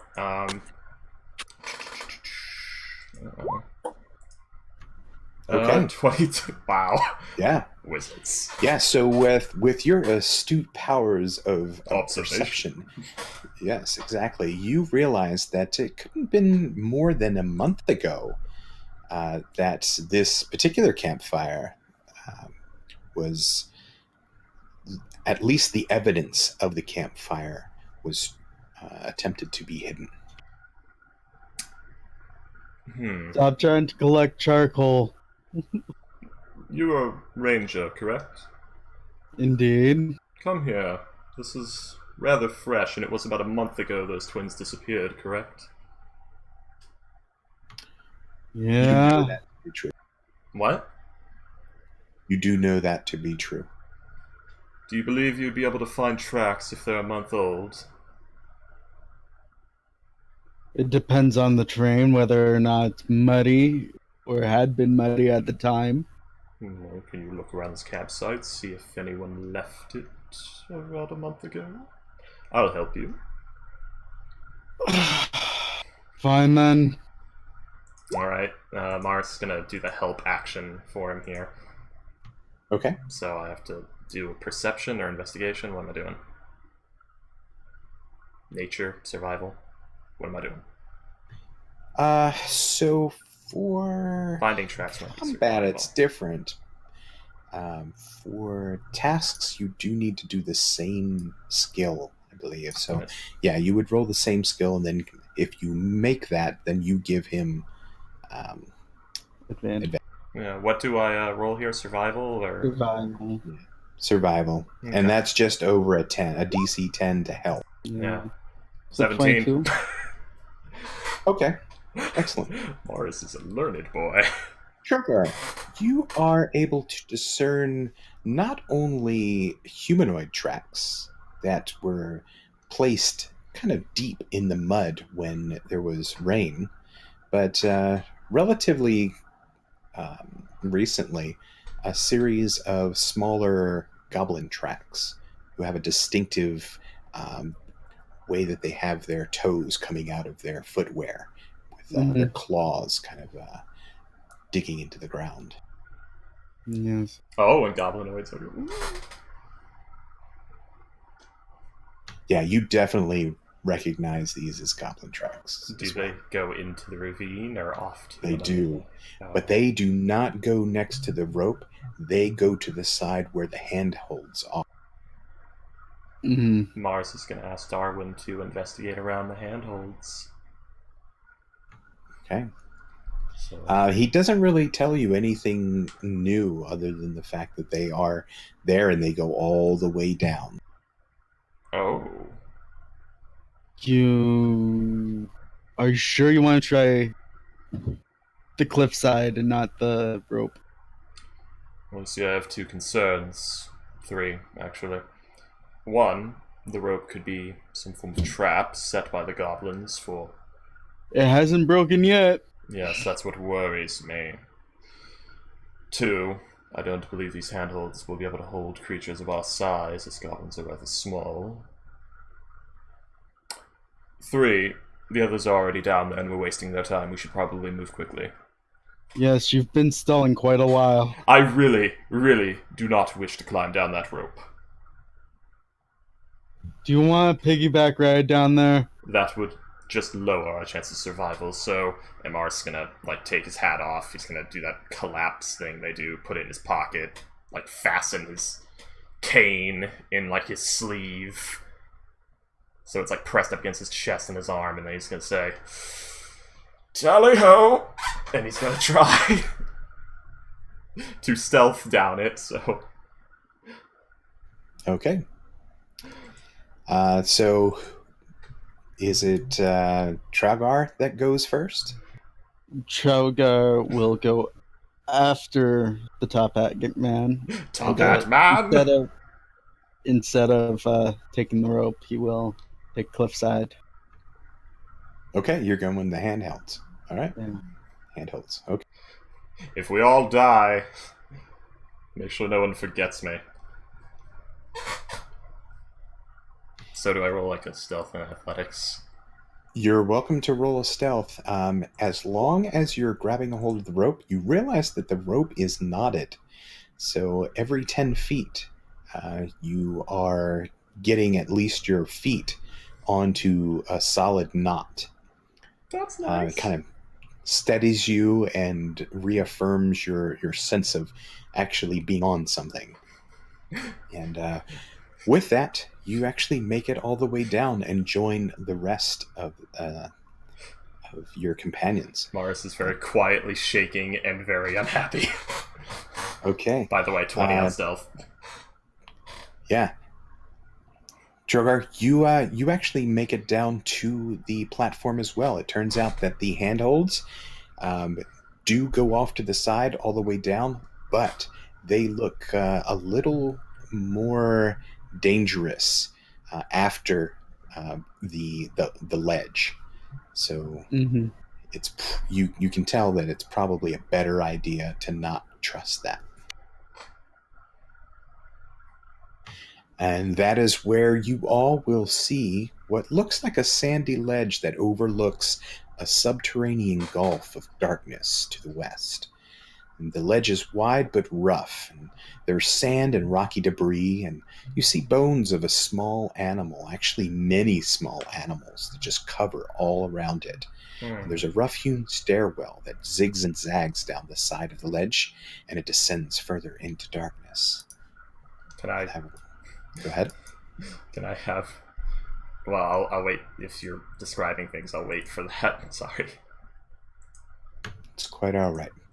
So basically, you are standing atop of a very tall ledge that to all other sides descend into the darkness, but an etched stairwell goes to, or not actually a stairwell, but stairs go from the south down to the east, and they look like they're about 5 feet wide.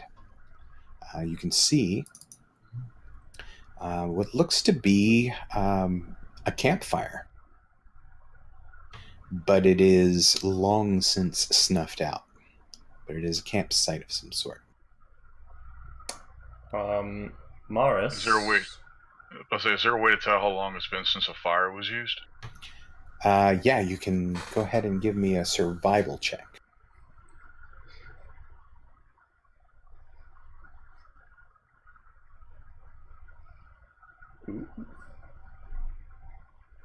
All right, Morlock, you can tell that this thing probably is no more than like 3 weeks old.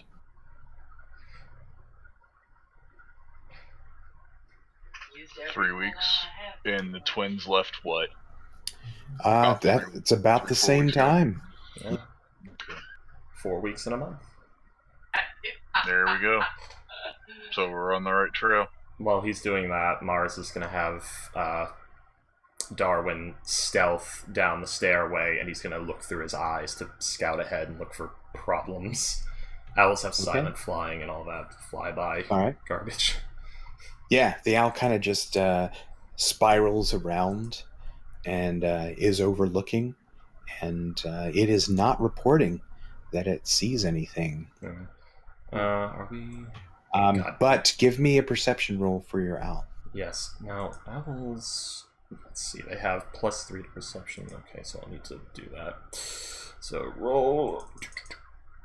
1, D20, a 19, 22. Oh, okay. So as it comes back up to meet you, it says, "There, I am hungry," and it sees a mouse. Starts flying towards the rubble, and it actually sees the whisker of a mouse, but then it starts suddenly flying and veering off as it realizes the whisker is about 3 feet long. Thank God for flyby. Everybody, there's a giant rat down there. Be prepared. Or at least Initiative. Oh! Initiatives. Initiative. Don't forget to click on your character token before you roll initiative. Indeed. What do we need? It's alright, I can put you in here if you didn't do that. I think I am there. What do you mean? I'm sorry, I forgot to do that. You want me to do it again? I think. Oh God, what have I done? Okay. I have You no idea what I'm left-click- doing. Oh. Wait. Posey, you're gonna left click on your It's character. okay. She's on there now. I didn't know. I'm sorry. It's I know. quite all Yeah. right. All right, wait. we have 1, 2, 3, 4, 7! 5. Here's where Mars gets useless. Get ready, children. Fuck. Oh, and they're right up on me. So This is as just the great fodder for later. Right. As the owl veers away, suddenly you realize that some of the debris starts to move, and you hear rocks clamber down the side of this large ravine, and then suddenly you see two black eyes just veer out or peer out from under what looks to be a rock and a crack in the very floor on this elevation. It is actually, let's see what it does.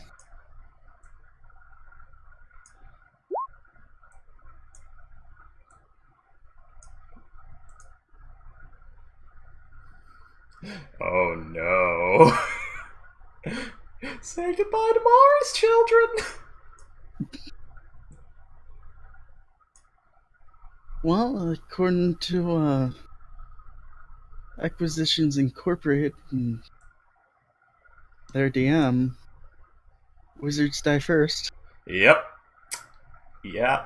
Is there any way I can get get behind one of these rats? Sneak behind it? And stab Well, it? here's the problem with that. You can move around them, but if you move outside of what their threatened range is, you're risking an attack of opportunity, which is basically a free hit for them. Well, she gets. All right, I'll just straight up attack it. All right, you're welcome to move in and tell me which one you're going to be attacking.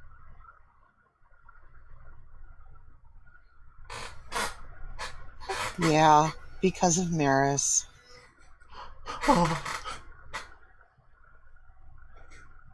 As much as I joke, I know the situation. Oh my, they do care.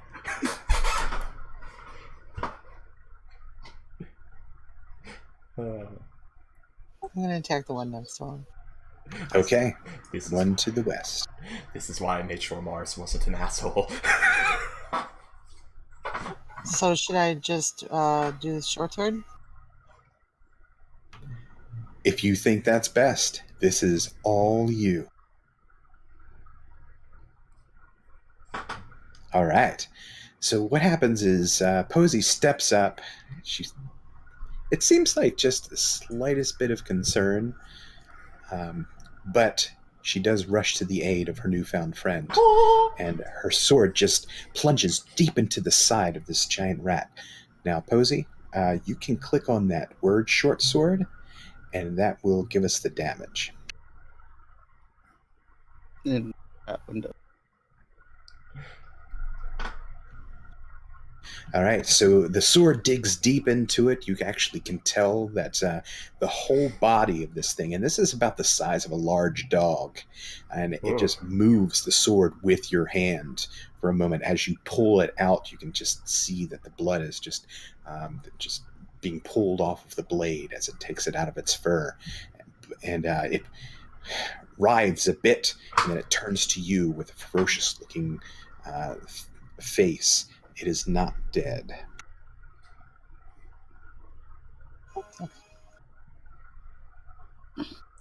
The one in the back near the stairs clambers over the sides and goes for the The what? the halfling Posey, Ah. Oh no. trying to swarm the small halfling lad. Now, it has a special ability called Pack Tactics. Oh no. So it has advantage on its attack roll if the creature is at least 5 feet away from one of its allies. So this is going to be rolled with advantage. The highest number is the one. But fortunately, Posey sidesteps, and the large fang digs right onto a rock. Morlock. Yes, sir. I am going to use my maul and hit the one that stepped right in front of me. Okay. It's extended itself, and the maul comes down.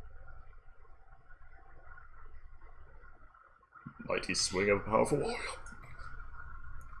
As the maul comes down upon the back of this creature, you actually hear an audible snap of its vertebrae, and just a big bloody pool begins to form on the dirt of this area. Excellent. Anything else for Morlock? I am going to go ahead and move and get to the other side of Maris to try and protect the silly wizard. Good swing, sir. Okay. Then I'm good. All right. This one is going to use its advantage and try to tear into the kneecap of the half. Keeps on cutting you out every time you say halfling or half-elf. But it scrapes the clothing or the leather armor of Posey, and you jerk your knee back just in time. Nice. As another one is attacking. Or swarm. But unfortunately, as you jerk your knee away from one, you jerk it into the mouth of another rat, and it sinks its fang into you. For 3? You sustain 3 points of damage. Kiro. The rats are swarming Posey. You're on the opposite side of the ledge. What do you do?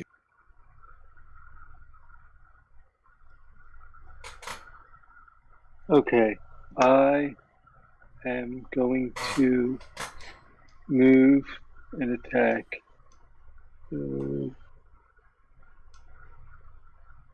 me go there. And attack it with a monkish fist attack.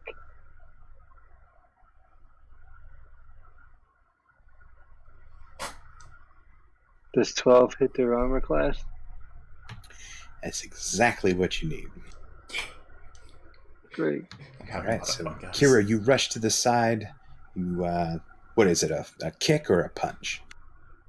It's a punch. All right. Get out of my space. Nice. So you can click on that monk unarmed strike.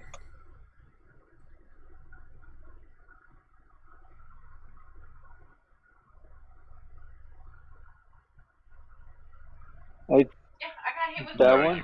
In the chat window, chat, buddy. it pops up. Yeah.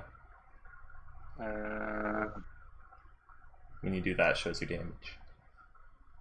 When I do... Solid 4 damage. Oh. I clicked it for him since I have access to a sheet.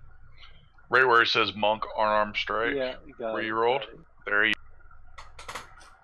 7. All right. I'll take the 7, thank you. You Well, click the yeah. 7, so... Yeah, that's fine. You can do that. With that 7, you actually hear the bones crack from its jaw, and you see actually a piece of the bone shoot up in through its eye as it starts to writhe and squirm on the ground. It zooms out and passes by the top hat, and he gets a glum look on his face. I'm just kidding. What'd you say? I was saying the bone jaw that came off the thing I killed flew by your top hat. Oh, Mars took his top hat off. It's in his jacket pocket now. Oh yeah, that's right. When you climb down the rope. I'm sorry. Is it? Yeah, he's got this young Abe Lincoln hair. I'm just kidding. Steal Yeah, you should check your pocket. All right, anything else for Kira? Not again.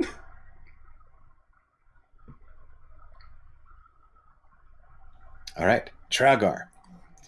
You see the monk leap into the fray, and you see two of these beasts still threatening the halfling. What do Now I'll show you why I drink massive amounts of alcohol. Ferocity of Thrones. That's my line. Oh no. Hi ho, here we go. All right, a gout of flame escapes the dragonborn's mouth.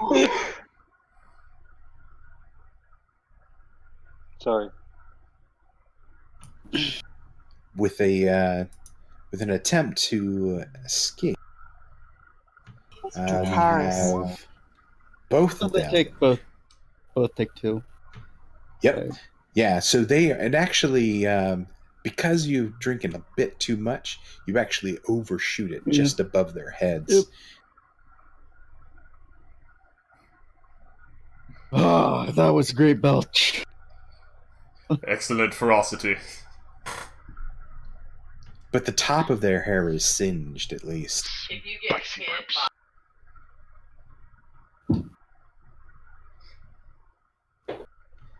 by This rat is continuing to attack the most advantageous target, which is the one next to it. So it continues at Poe.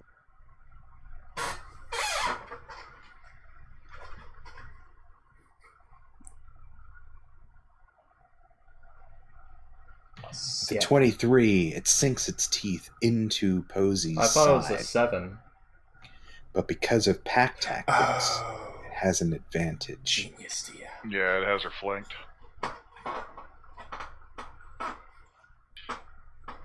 Blood starts to trickle down the side of Posey's cloak. Maris. So I have 1 hit point left? Oh god. Yes. Okay. So seeing things getting pretty bad, Maris is going to he's going to slam his cane onto the ground, yelling, "Wither away, skaven filth!" And you hear a very downtrodden bell ring through the air as he casts Toll the Dead upon the rat that has just attacked our halfling rogue here. So the one that's to her left. Okay. The one between her and him. What is your DC? 14. All right. So it makes the DC. Oh, and that's no damage. So it negates. So it shudders for a second. You see it actually turn just like a pallid white for a moment, but then its color resumes immediately. Maris is going to do something a bit crazy here. Okay. Run away. He's going to try and step in front of Posey between her and the rat. Okay. So that actually requires an action to shove. Oh, okay, that counts as shove. Oh, okay, yeah, that counts as shove. And it would be an uncontested shove, of course. But I don't have an action because I've already cast. But you Toll the can't. Yeah, if you had an action, you could move her if she didn't contest. I never thought I'd see the day of wise rats. His turn ends. Okay. I get. Well, actually, is he within melee range of them right now? He is. Okay, yeah, yeah, he's not moving. Continue. Okay. Yeah, Posey, this thing is just looking at you as if you are dinner. What do you? I did something stupid. Can Maris say one more thing? Sure. During your 6 seconds, keep it within 6 seconds. What would you? Posey, get away as fast as you can. That means disengage. Yeah, I don't know what to roll here. I kind of want to like try to get away, like acrobatics away or flip away or. This is where you say I want to disengage. Yeah. Disengage. Disengage is an action that allows you to move out of any square without getting attacks of opportunity. And you can move up to your movement speed. Excellent. Hide behind the dapper. Okay. I'll And die first. that is your action. And that is your move. She wouldn't happen to have any. So we move. I was japing. Continue. All right, Morlock. That furry. All right.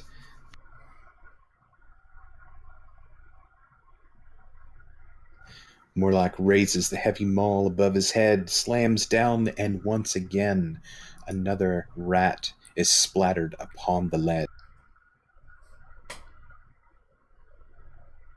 And I'm going to move that. Okay.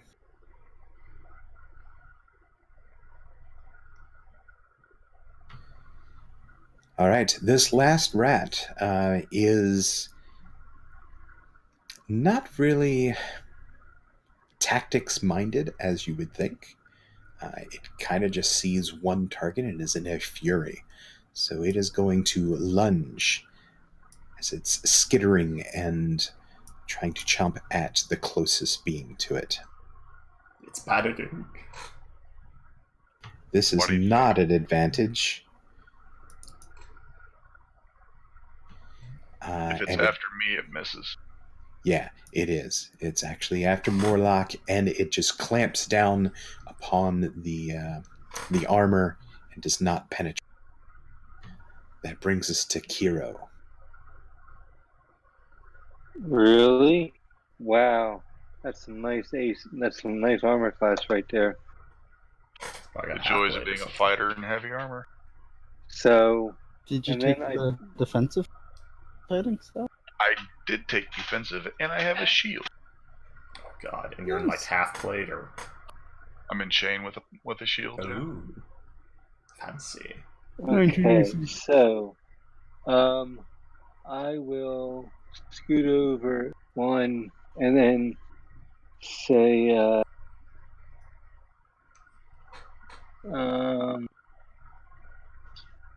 don't know.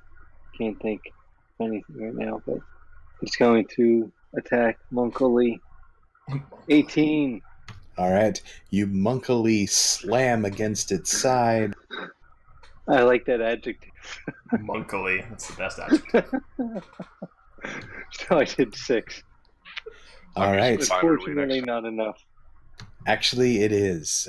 You somehow, this thing is a bit emaciated, and you manage to put your fist through its skin into its body and feel a bone break.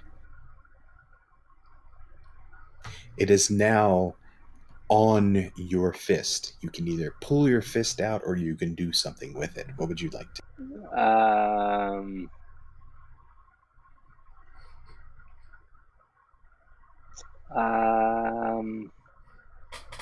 I take a bite out of it. He's a monk that believes in absorbing the power of the ones he beats. DC 20 Constitution save. All right, yeah, I'm gonna need a Constitution save. Where do I find that on the sheet? Just click on your word Constitution in your ability. Also, your attributes. Oh, okay. I see. Just an old straight up Constitution. Well, actually, it's save, so you should have. Monks don't get on save anymore. Yeah. I got 16. All right. Is that a save or a check? Yeah, it's actually a save. What do you mean? In the box that says saving throw. I see.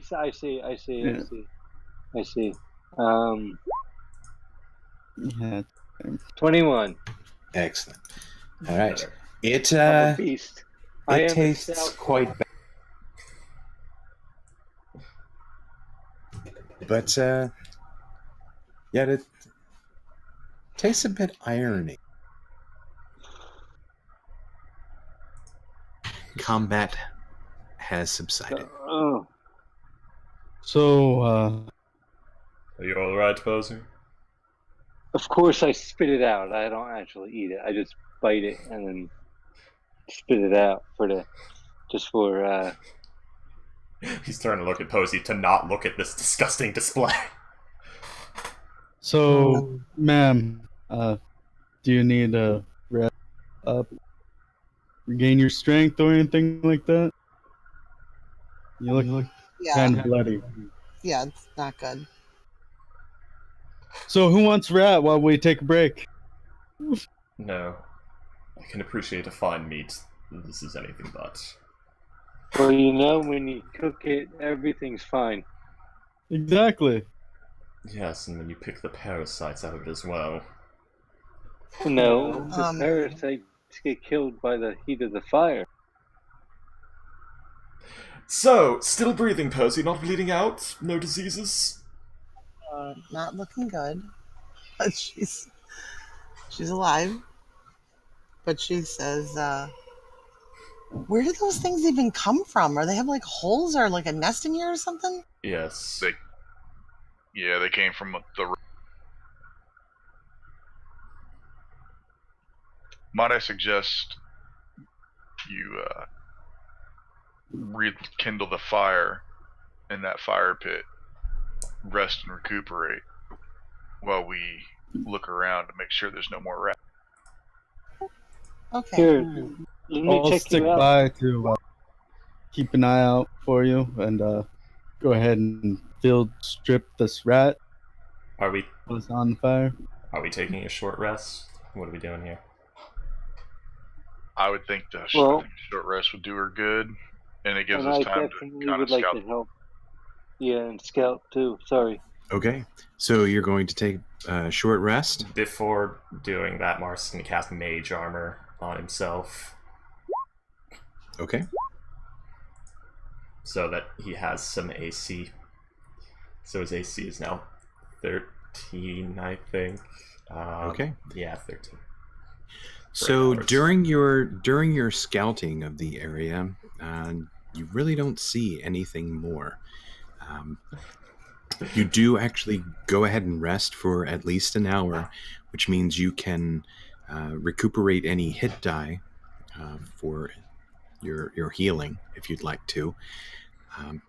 And that also brings us to our real life rest. So we're going to take a little break for about 5 minutes, and then we'll reconvene. Mars is Can I also go ahead gonna. and roll a Okay. check for that rat cooking?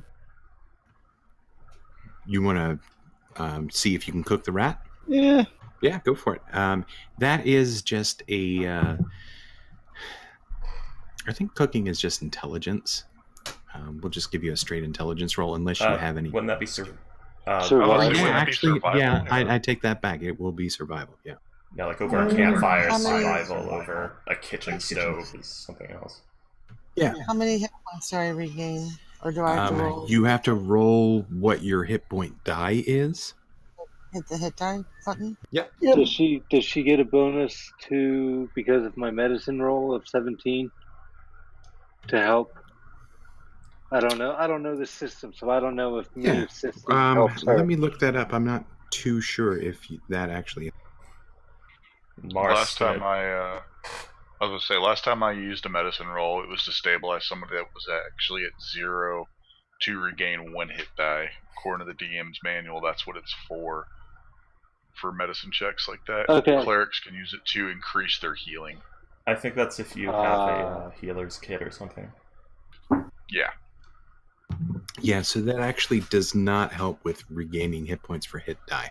Okay, cool. I just wanted to offer to help if I could, but no worries. Yeah, it's absolutely I fine. guess I'll offer a point of advice, which is suck it up, Buttercup. And Mars is I have going to 3 use it. hit points. Yeah, you have regained 3 hit points. And we'll see you guys back at 10:11 or 10. Okay. Alright, be right back. Yeah, I'm going to use my once a day arcane restoration during the short rest to to regain the spell slot I just used on Mage Armor.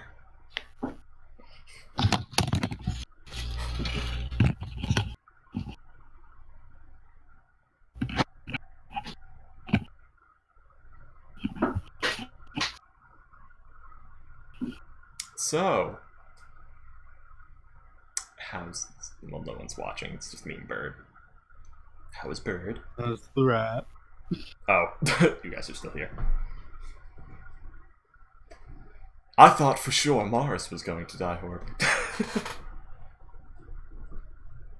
The wizard always dies first.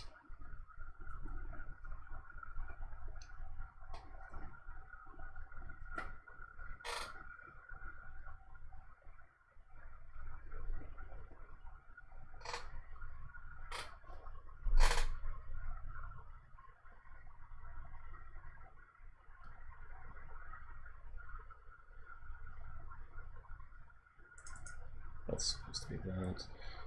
Alright.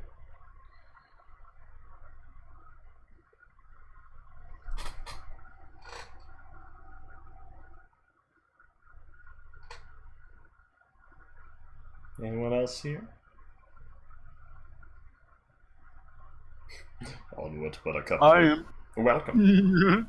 Onward, Buttercup, there's fuckery to spread.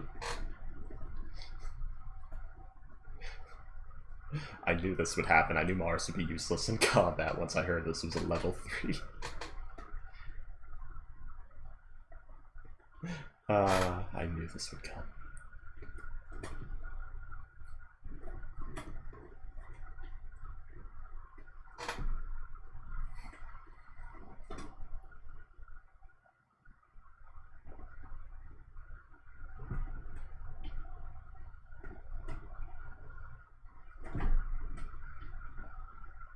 So nice to get a nice little short rest in as Dragonborn.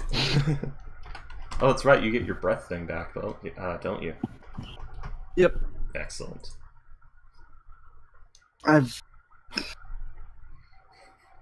I played a Black Dragonborn Bard once, and it was fun because I bought a whole bunch of flasks. Oh, So- and you filled your acid in them. Yeah, right before short break. Yeah. Short rest. I wanted to make a fire bomb, which would have been really useful here, but couldn't do.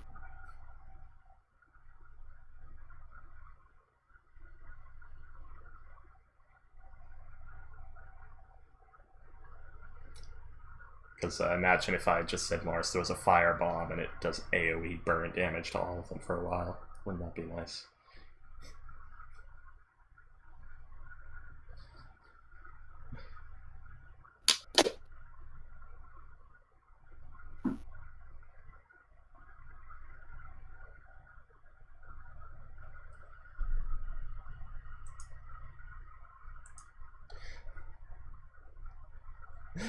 Also, I think I'm talking too much and doing too many things. Does anyone else want to do things? I feel like, am I doing too many things? I do things. You do things. I try not to talk over people. That's why I'm not saying all. I talk Same a here. lot, and I also try. I talk a lot. Please stop me. No, I think it's good. I mean, I don't have a problem with it. I mean, my character's more the man of action, not of word. Mars was never supposed to be a leader, so I like the idea that he has no idea what he's doing. Also, I'm glad that, what's his name? Oh god, I have to move this. Kiro, is actually a monk, and he thought he was some sort of ranger. I like that. Drogar doesn't know anybody's name because no one introduced themselves. Oh, that's right! Oh, Oh my yeah, god! yeah. Mars is a terrible gentleman! Well, I guess during the short rest it's going to be like... No, wait. No, yeah, we did. I don't think we did it Yeah, we- formally. I would The have remembered. DM, the Oh, the DM went DM around did the it, room yeah. and was like, "Here's That's this right, person, here's that person, yeah. here's that person," but none of us in characters. Okay, so we'll have to finagle up some short rest conversation. Yeah, Let's when say, he gets what's your name anyway? When Mike gets back, we'll I am go. back. The DM gets back. Oh, Sometimes And you I don't actually wanna enjoyed that. I like the fact that you guys don't know who the hell you are. Yeah, well, we're sorting that out right now during our Excellent. short rest here. So you have a fire going. Is everybody back, by the way? I don't think Posey is. Chuck. Maris is. I don't think Kiro's back. I never left. I really wish I had Tiny Hut right now. Yeah, I just went and grabbed a drink. I miss you, Tiny Hut. I'm here. Oh, there's Kiro. Yeah, so you all are sitting around an actual campfire as you are smelling the meat being cooked from these rats. Mars is sitting a little farther away from the campfire then. It's good eats. Enjoy. Do you mind if we take 10 extra minutes while I check for something? What? Something magical? Oh wait, is everyone here? Actually, or am I jumping a gun? Okay. Yeah, I the think fire everybody animation. is. The fire animation was a little. Oh god! That's hilarious. Oh god, it hurts. It's like Postal 2, share the pain. During our, I don't know if this is allowed, but during our short rest, I just want to check the rest of the rubble and where we saw the rats appear from. Make sure there wasn't anything else I'm gonna do a hidden ritual or anything. cast. Right. Yeah. During your survey, you do not see any other signs of danger. No magical dangers? No danger of magic or mundane.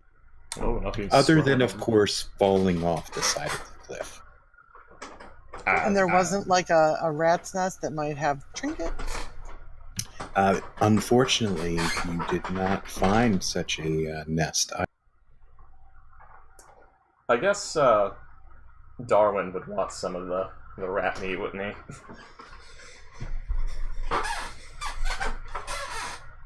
It's good. Yeah. Roasted rat. Straight Yeah. from the spit. I think Darwin would like some of that. Here you go.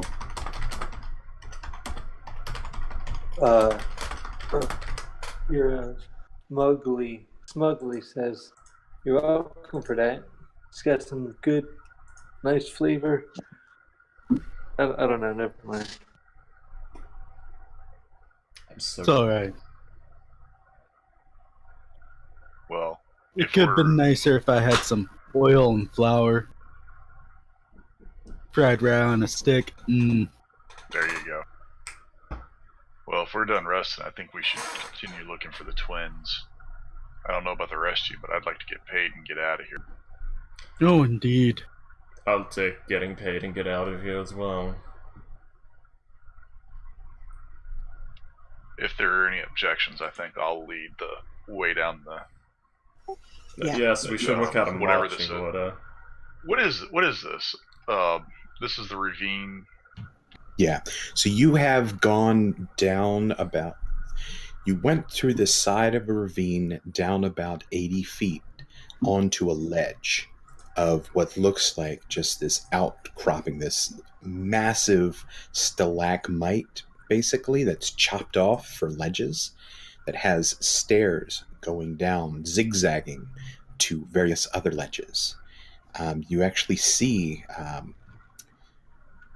as you're getting down towards these stairwells, a fortress that emerges from the darkness. There's this subterranean citadel. Though impressive, it seems long forgotten, with lightless windows and cracked crenellations, and a leaning tower. You can actually hear around that it's very quiet. The only thing you can hear is just this cold breeze that blows up from Oh shit. below. Sorry. Keep talking. You can actually smell the scent of dust and a faint trace of rot, other than the freshly cooked rat. Just How much out of ambient character, light? is this like a volcano plug? Could be. Okay. And how much ambient light do we have? Campfire. Yeah, the campfire gives you about 40 feet. I has dark vision. Yeah, you do have, several of you do have, And an owl that has 100 and something feet of it. I believe the Dragonborn and the 120. Halfling and the Human all have standard vision. No, I think. Yep. Oh, Dragonborn don't have dark Nope. vision?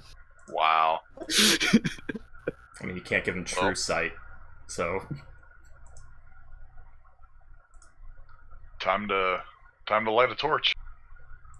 Trogar will pull out one Before of his torches. he does that, Mars is gonna stop them and say, "Let me check for something first. What would I roll to check for volcanic gases, sulfur deposits?" You already said you smelled The nothing. fire's already going. Oh, Yeah. Yeah. You actually don't. You don't recognize any of that. okay. Never mind, false alarm. Trogar will light his torch with the campfire. Okay. Same. All right. Yeah, You I do. will too. A bit of smoke permeates from the lit torch. Hero And, pulls one out from his Dungeoneer's package. all right.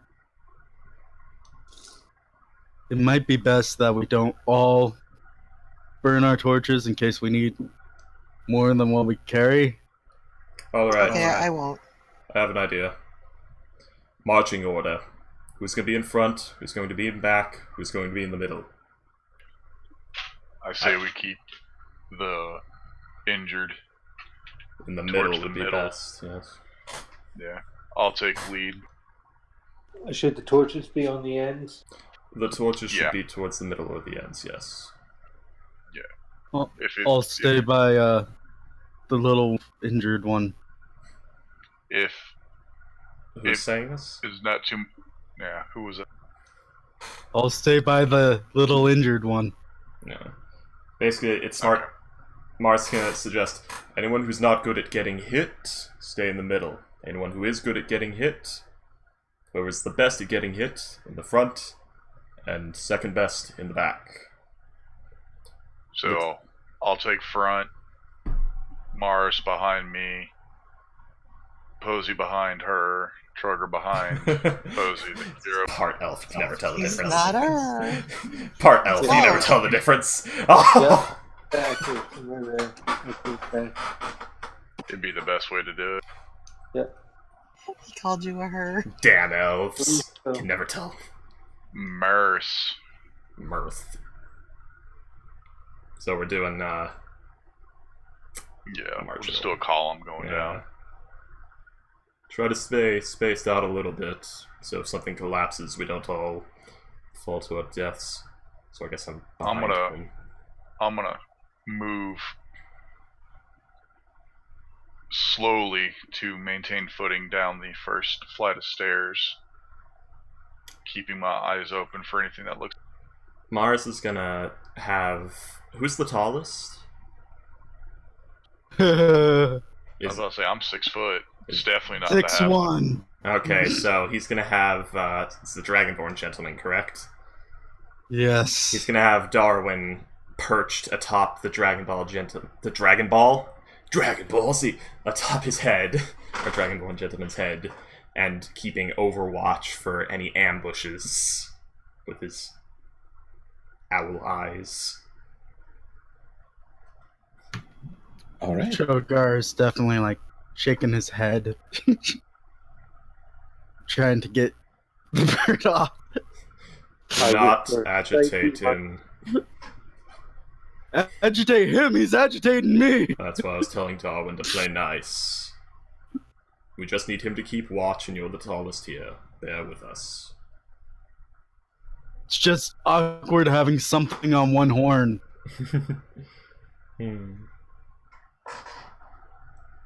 Well, if you're nice enough, maybe he'll let you pet him. I'll descend the second set of stairs. All right. Descend these stairs. They are rather narrow, about 5 foot wide. They are chock full of dust and rubble. You can tell that they are not traveled often. You get to one ledge, to the next ledge, and relatively sure that it's going to continue this way until you get to the very bottom.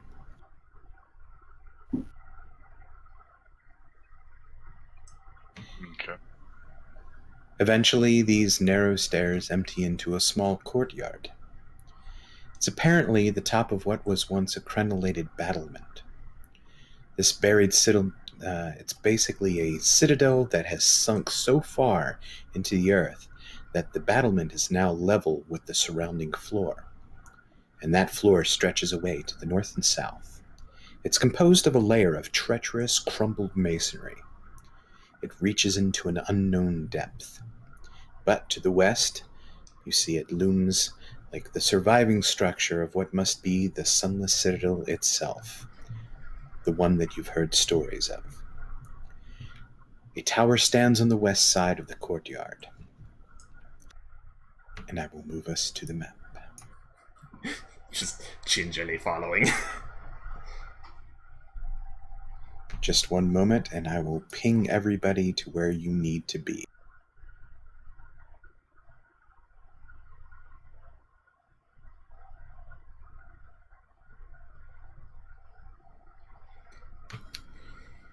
All right, so this is the crenellated battlement that you have landed upon. That is even with the floor of the base of the stairwell.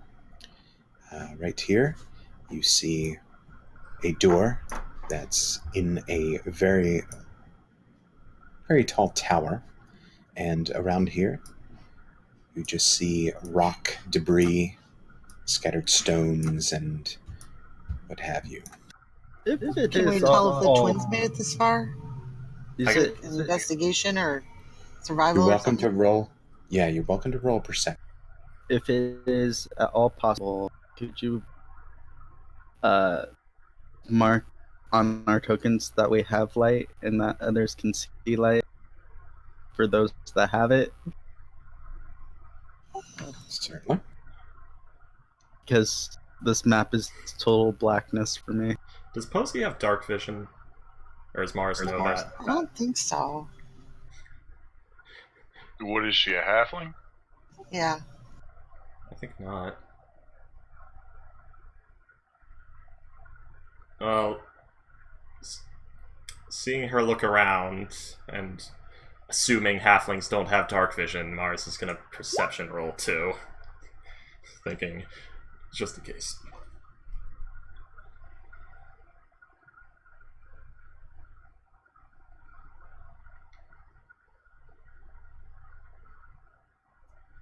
I had thought I'd set everybody up with that site. He might just have to move his thing around a little, because if all he sees is black, there's like a bar on the bottom, a gray bar. Yeah, who asked about that, by the way? Asked about Trogar can't see. Trogar? Okay. Oh yeah, we can't. Trogar's not here. I don't see him. Well, that would explain it completely. Yeah, he's not in the room. Oh. Okay. Has anyone seen the Dragonborn? Was he a moment There he ago? is. The rats have eaten him! Scathe and filth. Now I need to make sure there's not two of you. There's two of them on my screen. Okay, so we're having an issue. Everyone move your markers a little bit to see if you're on top of him. Yeah, somehow the Dragon Boy had Blink cast upon him. Lovely. He's been in the ethereal realm. Alright, now before we go anywhere, I'm going to move you back, Posey. Yeah, that was the now, checking for tokens. Although this is free move, I do need you to move one square at a time. Because I need to find out your path that you go through. And tell me what you're doing before you go. Now, well, Mars and Posey rolled a perception check for, I assume, traps.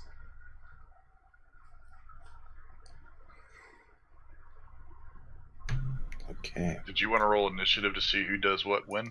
That's exactly what I'm doing. So I have initiative tracker up here.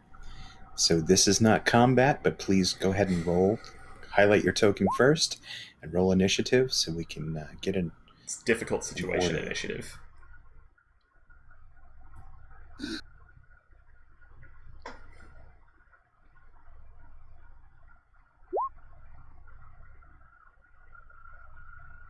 Somebody's getting all the good 20s.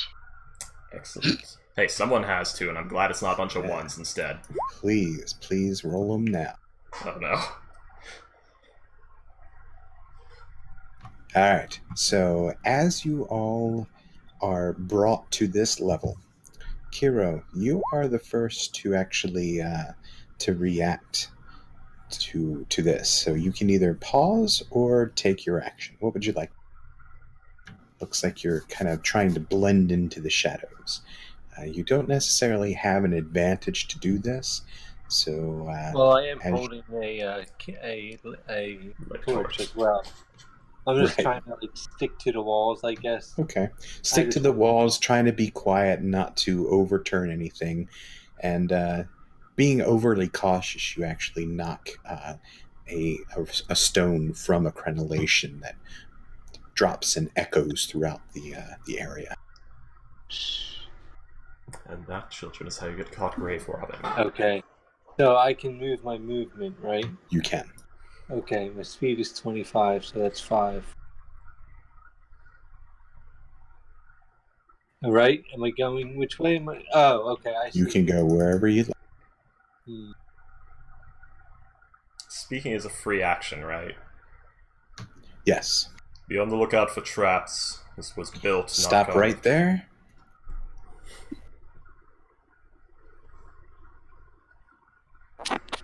You step on a glowing glyph, boom. So, this is a stone courtyard. Crumbled masonry surrounds you. However, as Kiro moves forward, as the others probably are trying to survey the area for traps, he just tries to be quiet and moves forward. You see an expanse of crumbled masonry that kind of surrounds the entire citadel. But you also step on a piece of flagstone, Kiro, that normally would support your weight, but it seems like a hinge. You can hear the creaking of a metal type of mechanical a mechanism start to groan. And that is when you realize you have stepped on a concealed trap door that covers the entire 10 feet of where you are. Hold on 1 second, let me show you. Moving it down from the DM layer. Can the monk pull some sick monk moves and not die?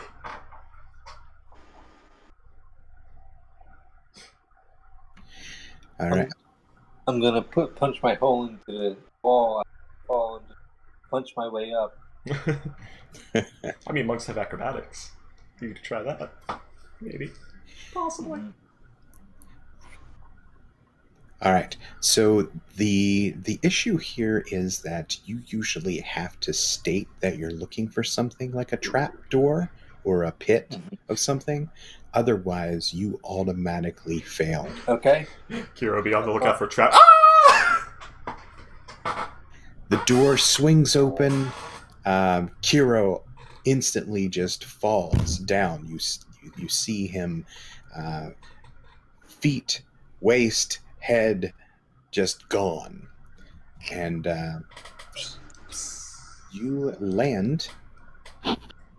Well, actually, we'll move on to Morris. You no longer see Kiro. What do you do? Kiro, be on the lookout for trap. Right. So what Mars is gonna do is he's gonna sort of use his cane to he should investigation roll also. So he's gonna investigation for any traps or seams or whatnots ahead of him. So investigation 17. He's gonna try and move in He's gonna try and move like right here. He's not moving there yet. I just wanted to show you. Okay. And he's gonna like slowly, like pushing his cane down on any stones ahead of him before he steps on them. Like just very slowly make his way over there. And he rolled a 17 on the investigation. Okay, you do not see any other traps Yeah. in your general vicinity. Yeah. What if he moves right here? Other than the trapdoor that has been sprung? No.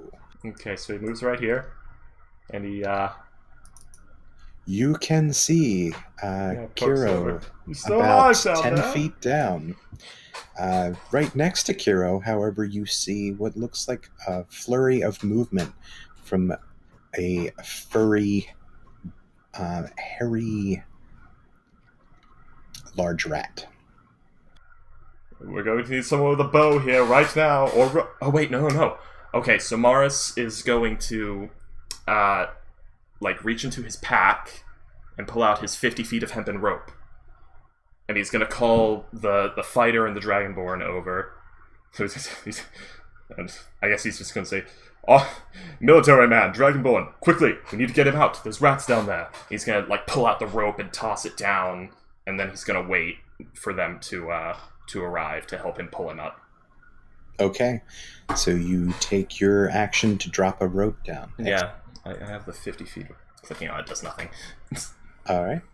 So at this point, Kiro, you have landed on what looks to be Soft just pillow. a bunch of rubble. Soft rubble. Made of foam. Yeah. They are actually much softer. Like the rubble are much smaller here, so it's kind of like a big pile of stone spikes.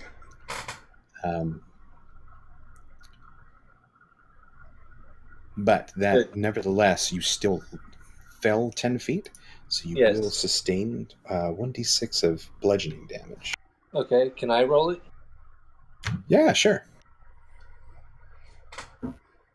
Here comes the I'm down. 3. Okay, not bad. And that's from my current hit, right? Yes, that is from your current hit points. Okay, cool. All right, however, you do see that you are in the midst of 2 goblin skeletons. You've seen goblins before, and you can tell that this is kind of what their skeletal structure looks like. You can tell that one of these goblins has been dead for probably only a day or so. It's barely picked over. Yeah. It's just rigor mortis, basically. It doesn't have any decay on it at all. Okay. Smells bad. It does definitely smell bad. And the other skeleton actually is a full skeleton. It's not moving or anything, but it is. It does house the head of a very large rat. Ooh. Like the severed head or the live head? The live head, unfortunately. Oh. And it just, as soon as you see like this skeleton, you're looking at its chest, its rib cage, and you see like this big furry ball, and all of a sudden the furry ball has 2 eyes that open with black orb. Oh. And it makes that sound, and that is when it attacks you. Oh no. Okay. You'll miss. Will he? For your sake, I hope that it does. Where's the pack tactics? And then there's 5 more rats right underneath you. Pack tactics. Ah! No pack tactics. Oh, thank God. However, it does break open this chest and lunges towards you, lands straight on your chest, and bites into your neck, causing 5 piercing damage. Okay. That's 8 damage now. Posey. I'd like to get my short bow out and follow Maris. Okay. All right. Make sure to step on things I stepped on. Yeah, follow his exact path. Okay.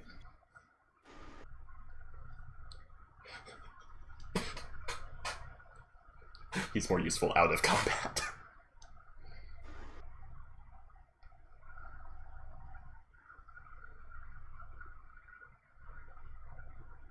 Well, I stepped on the block next to that one, so that one is safe. So Yeah, you can't end your turn in the same space as another. Yeah. Yeah, I did step on that one, so it should be safe. You're lighter, so... Halfling detected. Activating disintegrate ray. I'm pretty darn light, right? Yeah. What? I said it. She's a halfling. She get on Morris's shoulders, and they both fall in and die horribly. I assume that's all I can do. No, you can actually fire. Oh, I'm gonna fire. So you get an action. Take that sick shot! And because that rat's within 5 feet of an ally, if that ally is not unconscious already. And it's 10 feet down, so no disadvantage. It is true. All right. The arrow pierces its neck. And you will get sneak attack if you... Ooh. Roll those 66s. So I roll a 1d6? Yep. So it's 5.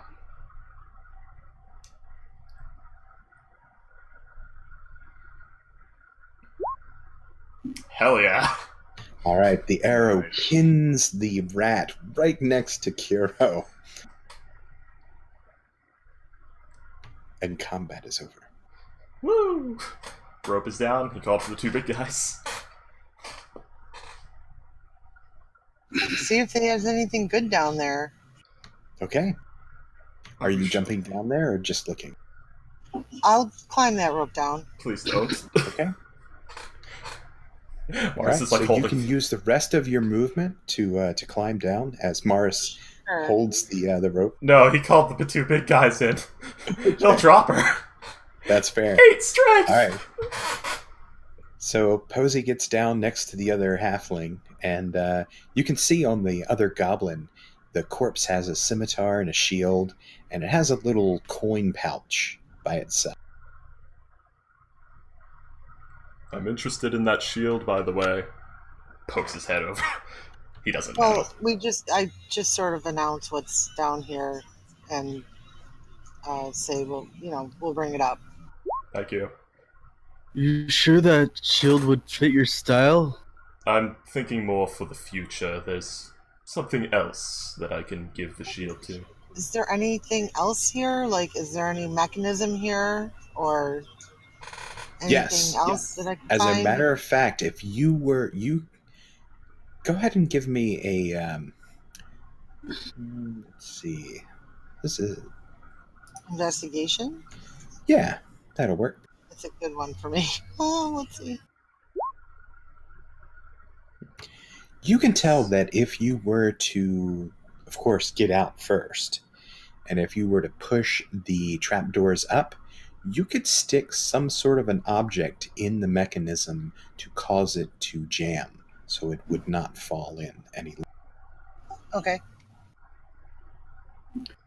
Trogar would grab hold of the other end of the rope that Maris is holding. Thank you, good sir. To make it a better anchor.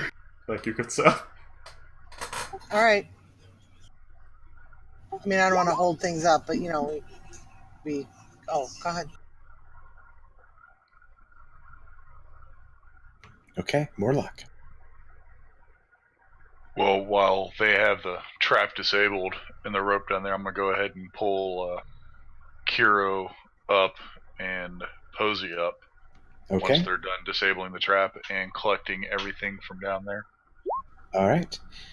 You see that the only things worth collecting down there were the aforementioned object, which turns out to be this. Nice. I have no use for those. I hold the pouch. I'm like, look, didn't even take any, and I drop it when I get up there, like over the as I climb up. Well, you were the only one brave enough to jump down, and Kiro fell down, so it's between you two who gets that money. Yeah, well, I think I deserve at least half of it. So I fell down and found the entrance. His ass did discover it a good few seconds before you did. And besides, I think I need to buy a heal. That's okay. I fiddle around with the trap mechanism. He took 3 butt damage. Hey, oh no, I'm looking pretty hurt, guys. Oh. I could be using that cane. Yeah, I was about to say, he took 8 points of damage during that entire Yeah, and he's a monk. I'm surprised he's still up. Yeah, I saw him. Morris would be down. Like, how did you survive that, by the way? I like to, You cut out, what? I like to, I'm nimble. Yes, I did see you do a bit of maneuver on the way down. I don't know, just little flip here, flip there. You're fine. Well, that's what a Chomp maneuver there. is. That looks like a nasty bite. Oh, don't mind that wound halfway over my torso. Blood coming out of it. Yes. Don't mind that. Morris is gonna perform a little medicine check to see if that looks diseased. Ma'am, do you want that little rabiesy? 21. It seems fine. Okay. Morris doesn't like rats. Mostly because Well, they're diseased. I got poison resistance and resilience anyway, so. Yes, but does that work on disease? Sure. Well, alright then. I think so. I haven't had a problem yet. I know the top hat guy is won the shield. Can I get the sword?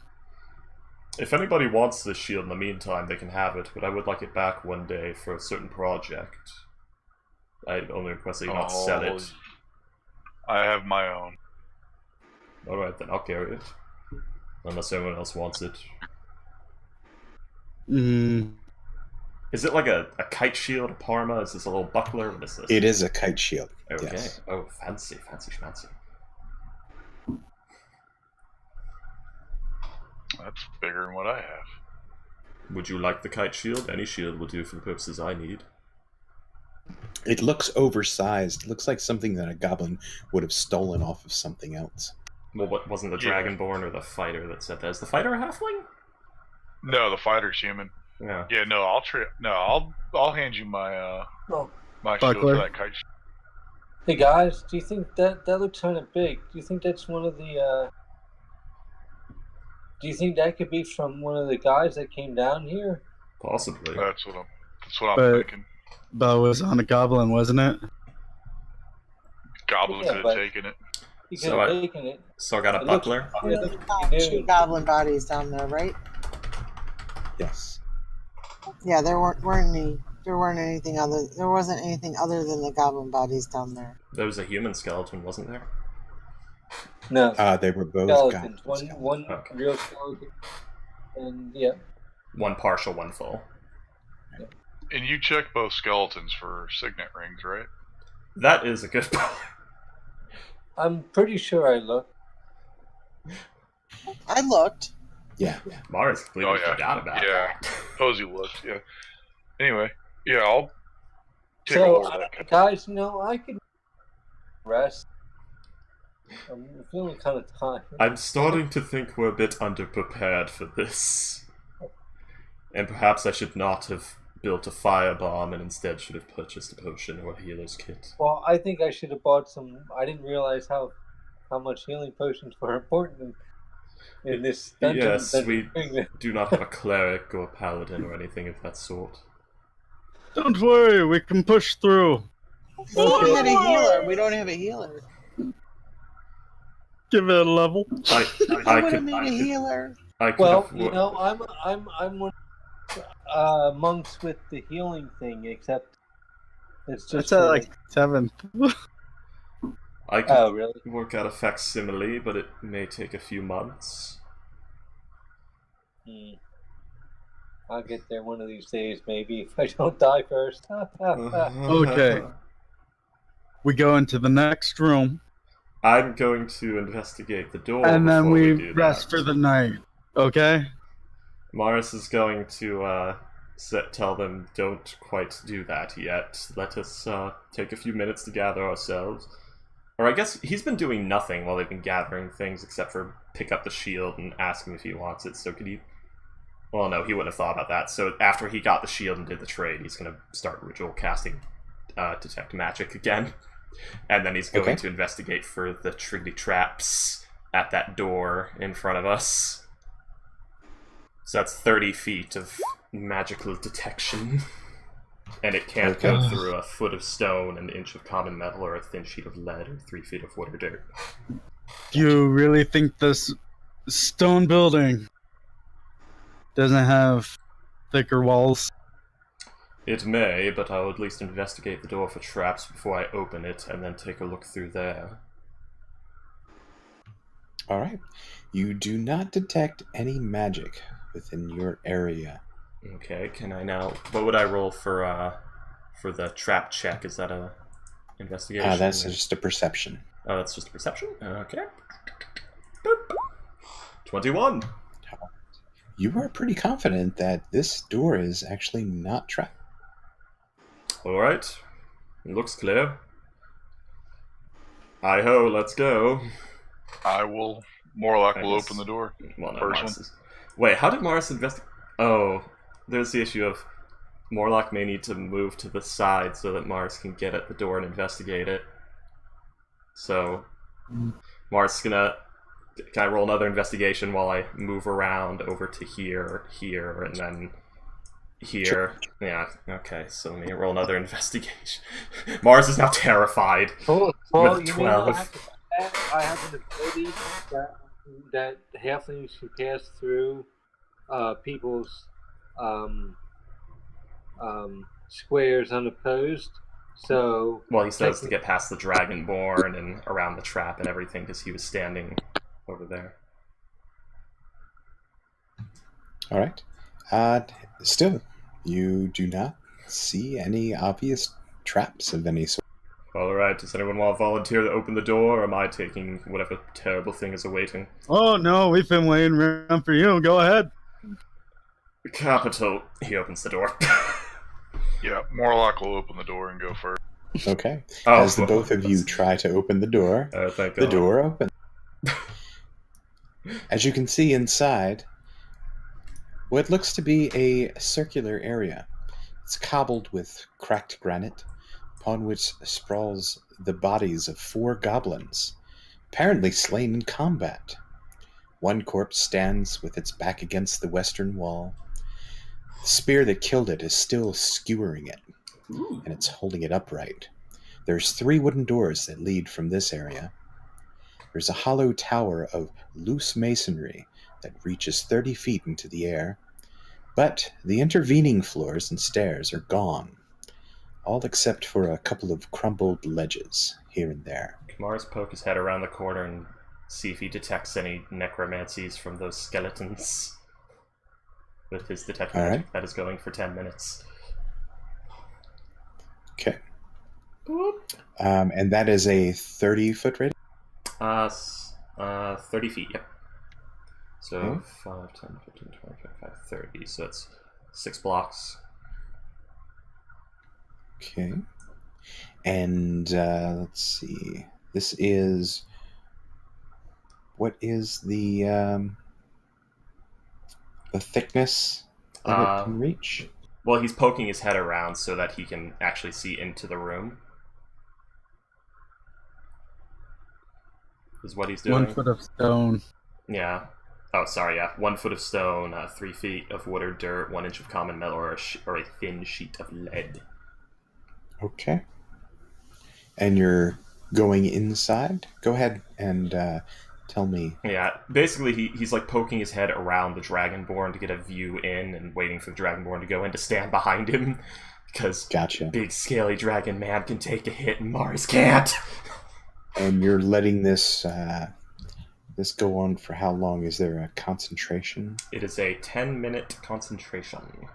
So however long it takes for them to walk into the room after he's poked his head around and said, "No necromancy." Okay. Well, actually, on the contrary, as you enter into the room, hairs on the back of your neck start to stand up.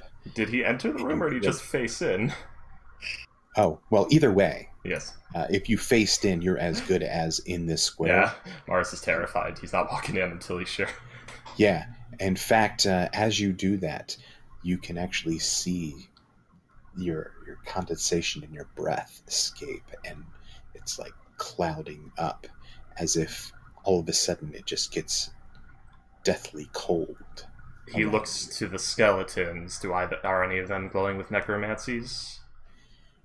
No, it's actually pointing you towards the south. Everybody, stop moving. Does he sense necromancy with the detect magic? Yes. We may have a spectre, some sort of ghost upon us. The air is chilled, and I detect necromancy to the south. Well, this does seem like a room full of dead people. What is more concerning is I am the only one who has spellcasting that I know of, and I doubt any of you have any magical weaponry or silvered weaponry. Well, my staff is silvered, but yes. Nope. I have this torch. I'm about to say, we got fire. That may work. I'm not sure if it...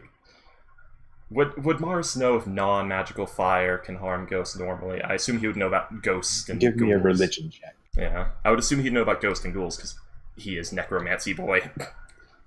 We'll see. Okay.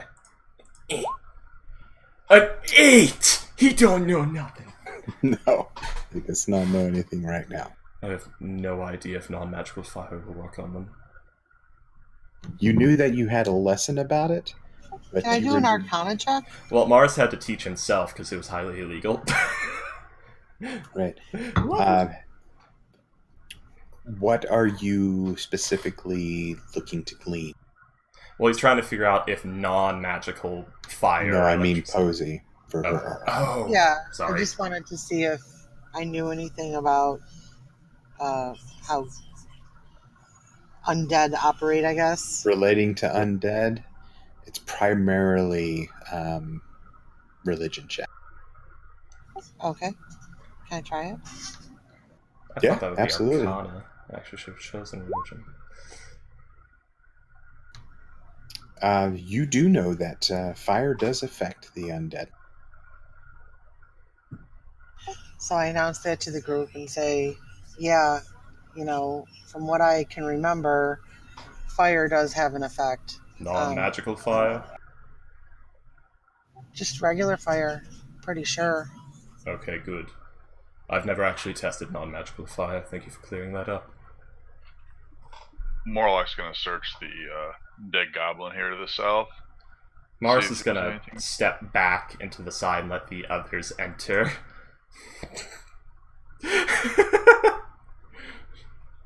Before he enters. Sorry, I was gonna say. Brave leader there. Again, he never agreed to be leader. Definitely leading from the back. Shut up. If you take an arrow, you'll live. I'll die instantly. We could test this. No! I'm following the strong guys. That's what I'm Alright. doing, behind them. Alright, all jokes aside, I want to check this goblin that's to my south here. Okay. So as you get next to the body, you see the body just slumps there, but underneath of it, you notice some runes that are inscribed upon the wall behind. I presume they're not magical because detect magic didn't do. They are not magical runes. Okay. Are they in Dwarvish, Goblin, They are not. Does anyone speak Kobold? or have Draconic? Well, I'm a Dragonborn. Yeah, so the Dragonborn should. And then he doesn't. You guys are racist. Yeah, No, I think Dragonborn speak Draconic. All right, Read then. it. Ugh. So, Trogar, you easily can read this. And it says...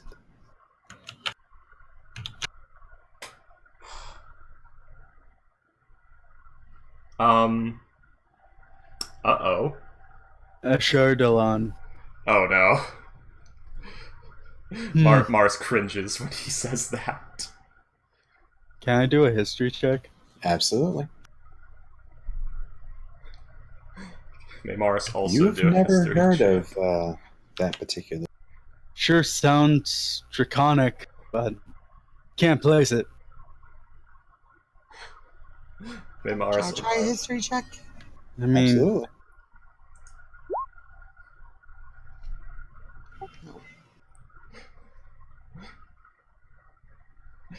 Also, Mars is going to chime in. Please do not read anything that looks like names off of runes on walls aloud. It could be the name of a demon and get us all killed.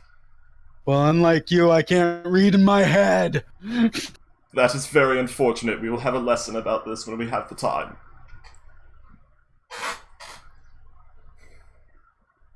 Morlock's going to take the time to Also, 23 carefully and slowly investigate around the rune and around where the draconic writing is, looking for anything out of place. Okay. Let's have a perception check. So, I'm not sure. Did I answer Posey for your history? No. Podcasting Okay. 12. So, oh yeah, and Morris's history. So, Morris, you do recognize Ashardalon. Posey, you have not heard of it. But basically, Ashardalon is a legendary great red worm. Now, Wyrm is another word for dragon, right? Or is it a different creature? Yes, Okay. that is dragon. Okay, I didn't know if this... I can't remember what it was. No, it's like a purple worm. Funny, no. I know it's WYRM. It is WYR. Yeah. I didn't know if D&D did Wyrms as different creatures than dragons or not. I think an Elder Scrolls. So, perception check is... So, perception check, yes, for those of you who are looking. Just gonna step on it. Warlock, you look around and you see that you actually forgot to latch one of your leather straps for your armor, so you kind of are focusing on that at the moment. Trogar, These words are hard. yeah, you're actually looking at the runes and going, "Wow, that's really good writing for whoever did that." Mars is watching the rest of the room. Should I do perception check as well? Certainly. As he did walk in like an idiot. A 15. All right, Posey, you're not seeing anything of consequence in here either. Morris, you're just looking around the entire room and just looks like a battle has happened here at some point. I'm sure we've eaten into a good 8 of those 10 minutes by now. Yes. Yeah. You still detecting necromancy? Is it still to the south or has it moved? It is still to the south. It's still in the same spot to the south. We should move quickly. There must be a secret door somewhere around here.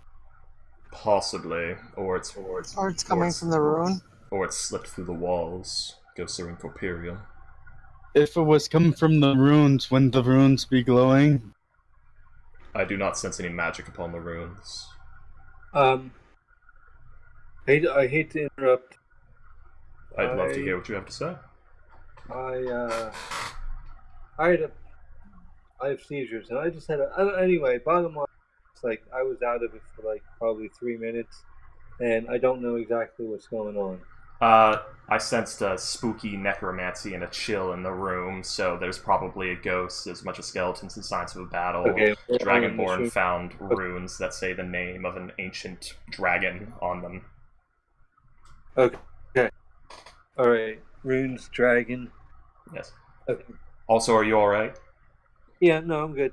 Okay. So if we suspect a secret door, I'd like to look for it Okay. in the south. Did Kira With protection? ever reduce his hit Some points for the damage? He'll go with assist best as he can. Okay. What should I roll? So you can roll an investigation at this point as you look towards the south. I And, assisted. Yeah, you can assist. Posey, you actually find what looks to be a stone right here that's slightly out of place. It looks like it has a bit of a separation between the stones that's abnormally large. Worry what intensifies. Do I need to roll perception or something since Mars is on the other end of the room to see if he sees her see this? Yeah, so I announced to everyone there's something wrong over here. It could open something. I'm not sure. Please do not touch it yet. So let me explain this a little bit better. So it looks like a masonry block that could be used as a lever in some way. So it's kind of cocked up a bit, and it looks like it could be pushed up or down. Mars can say, "Don't do anything yet, please." It's so tempting. Is the door we went through like a big heavy stone door? Is it some kind of wood door with a handle, or was there no door?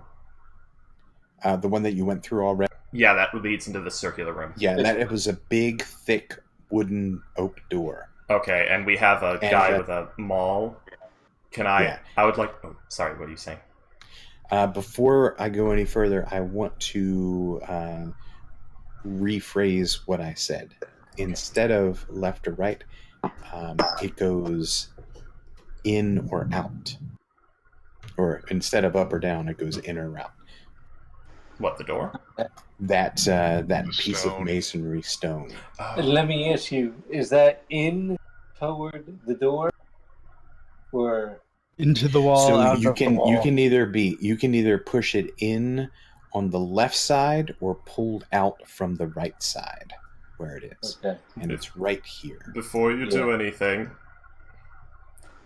I need you, sir, with the maul. What is your name exactly? It's Morlock.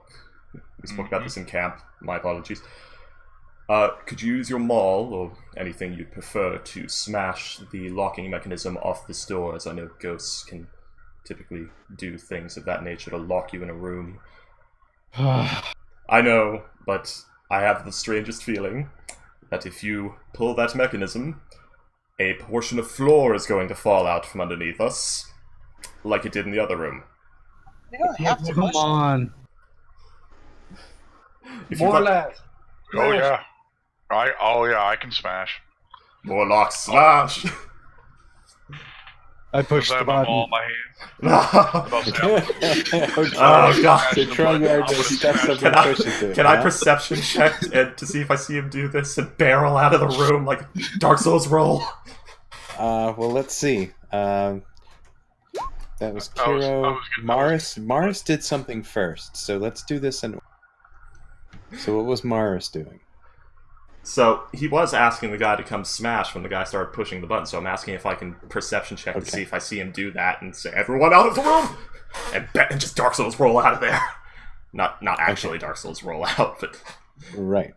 All right. So let's see, Morris, you are only able to do your search or your perception and tell Morlock to get closer. Posey, you were up there scrutinizing the area, telling everybody where it was. What did you do after you showed everyone the lever? I knew this would happen. I guess I stayed by it and was, I mean, I'm not going to touch it. All right. Like, I assume Morris was telling the guy to smash the door when he pushed the button, correct? He was telling Morlock to come up to it and get ready, but Okay. Trogar, as soon as Posey alerted everyone to it, it is his turn first before Morlock gets a chance to do anything. So Trogar is going straight up to the button and pushing it in. Correct? Yes. I love this. Shiny red buttons. Oh, sorry. Out of character, I love this. You're so brave. Okay. In doing so, you actually see the portion of the wall start to shift, and you see little clouds of dust start to fall from the top of the opening of this door as it's starting to grind open. Oh, there were doors in the room? Watch yourself. Oh. It is a secret door. Ooh. A secret is revealed. I like secret doors. Secret door, secret door, secret door. Secret door with a whole bunch of necromancy stuff behind it. Ferris Lockstone, I'm raiding the lab. It's mine now. It's all in the satchel. I need to pull your token back so I can get Okay. this. The big S. The big S for secret. For surprise. Oh, yay! That puts me there. You are right there. Well, And that is the exact same time that you see these very attractive humanoids. Skeleboops! alright. Nice. Since pressing a button is... Instinctive. Would that be a... That is basically part of your move action, so you would get an action. Trogar would see these skeletons and, having his torch in hand, would panic swing at this guy right here. The-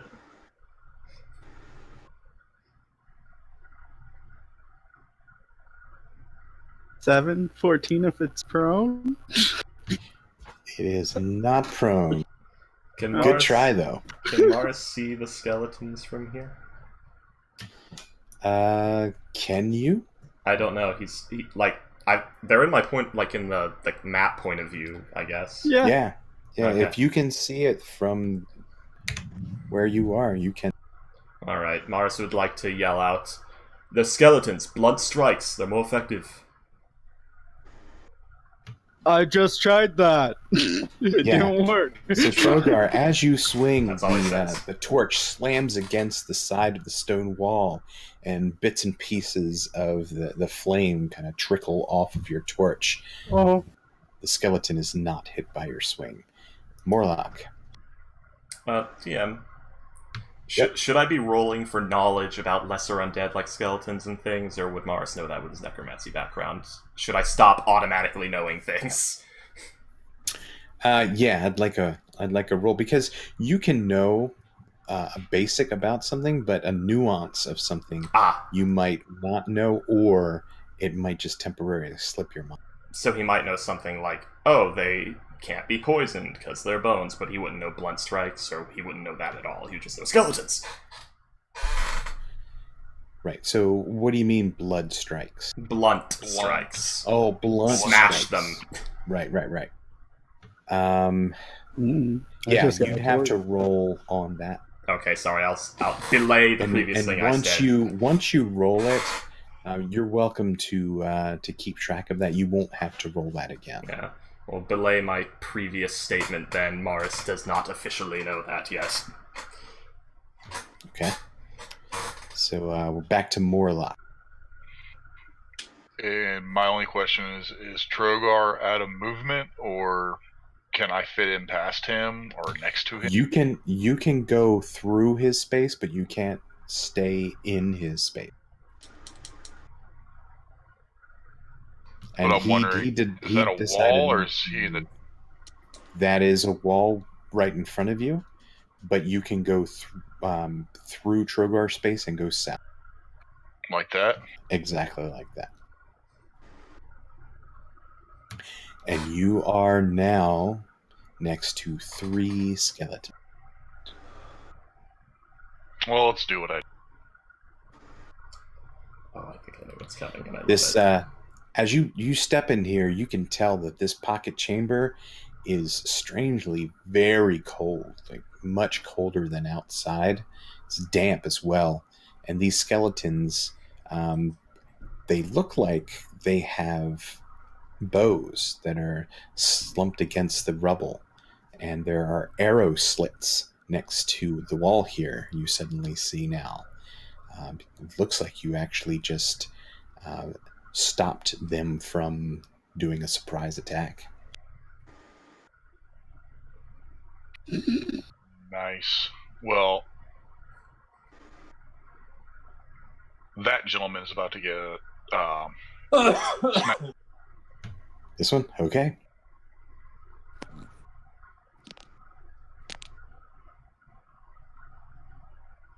Sorry. All right. The maul just swings right past the head of the skeleton and slams into the stone, causing shards of this debris to explode into the room, narrowly missing the skeleton.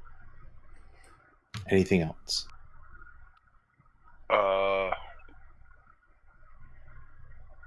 Well, the only other thing I have is my torch, so no, I'm good. I mean, I could drop the torch at their feet and keep them at bay. Yeah. Right. Yeah, dropping something is a free action if you'd like to drop that torch. Yeah, I'll drop the torch on that guy right there. All right. So the torch is just dropped in their space, which is fine. And that brings us to Kiro. You are outside. You hear a commotion towards the south. Everyone seems to be looking that way. What do you do? I shout, "Shut the door! Shut the..." Yeah. And then I stay where I am because of 1, I don't know there, and 2, I have 2 hit points. So I'm not going anywhere over there whatsoever. Oh, no, I know what I do. I shoot my light crossbow at this guy over here. I can do that. Don't forget to slap Mars for metagaming too. What? Don't forget to slap me for metagaming too. I don't follow, which is probably a good thing. Continue. Ignore me. Shenanigans. All right. You are welcome to fire your crossbow.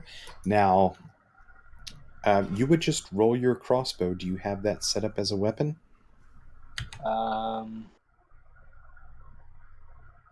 Weapon.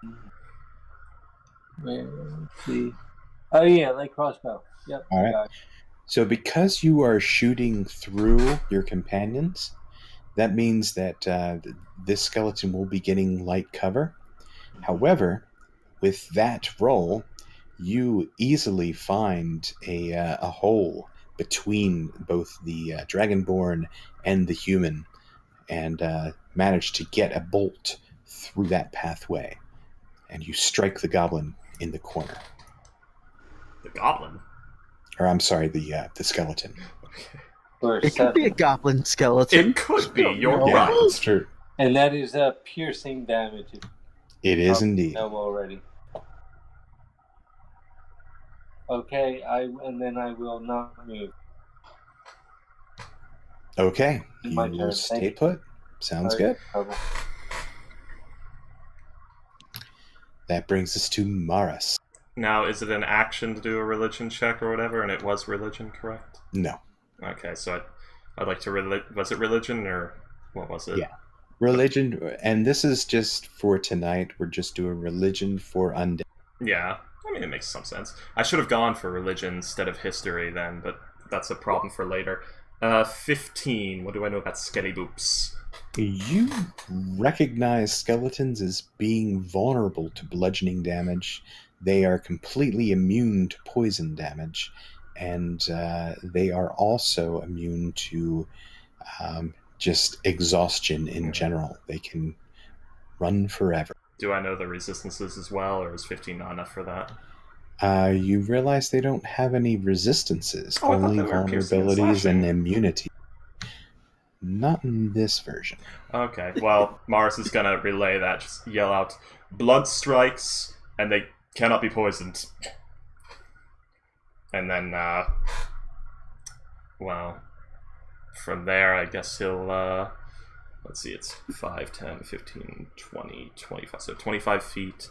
So the one, like, right in the front, well, actually, no, it would be the one right here that you can see the most, that I need to, that one.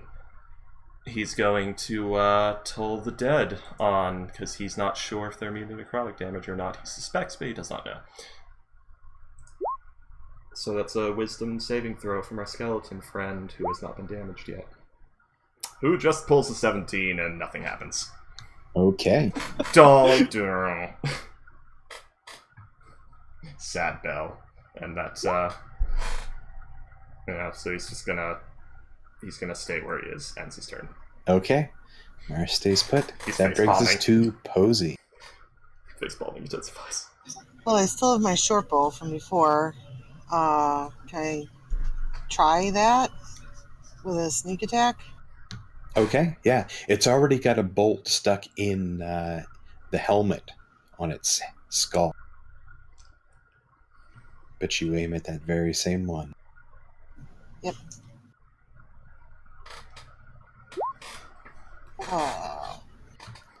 Yeah, and without advantage, the arrow flies a bit high. Oh wait, is a familiar its own initiative, or does it share initiative? I usually have it share its Okay. initiative with Ignore. Never the mind. owner, so if you wanted to do something, that's No, then he can't do it now. Yeah, and by the way, what I usually do is if you are keeping it out of combat, it is not a target, a potential target, but once it is involved in combat, Yeah. it is a potential target. Well, I chose for Owl for that sick flyby ability anyway. Sounds good. Yeah. All right, Okay. anything else for I just would like to move back if possible, even further back. Absolutely. Yeah. Yeah, you can move your full movement. I love Mars just cowering in the back constantly. Not too far. It's up to you. And I also say, put the fire in there and shut the door. Get out. All right. Pretty sure we broke the door. Yeah, probably. All right, that brings us to this skeleton that is putting away. Well, actually, the bow was leaning against the wall, and it has a short sword that it pulls out and tries to strike more. One day I will have my own skeletons. It slams against Morlock's shoulder armor and does not pierce. You just hear a ting. The second skeleton also draws. And doesn't even manage to hit the armor. And the last skeleton.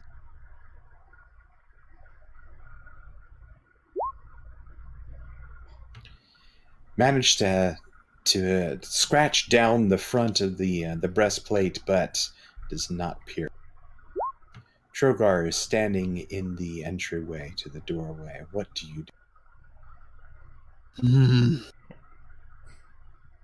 Alrighty. Trogar will pull out scimitar as he swings with the torch. And then bonus action swings with the scimitar. All right. So we have our first fumble. Oh no. So what I'd like you to do is highlight your token. and then go up to the top left corner, and you'll see a macro that says fumble. Oddly specific fumble. Yep. Okay. Okay. So that anything else for?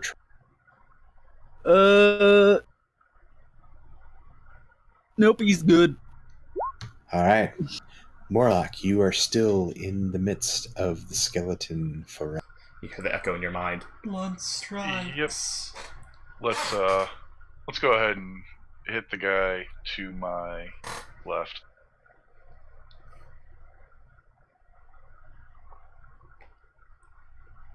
Let's do indeed.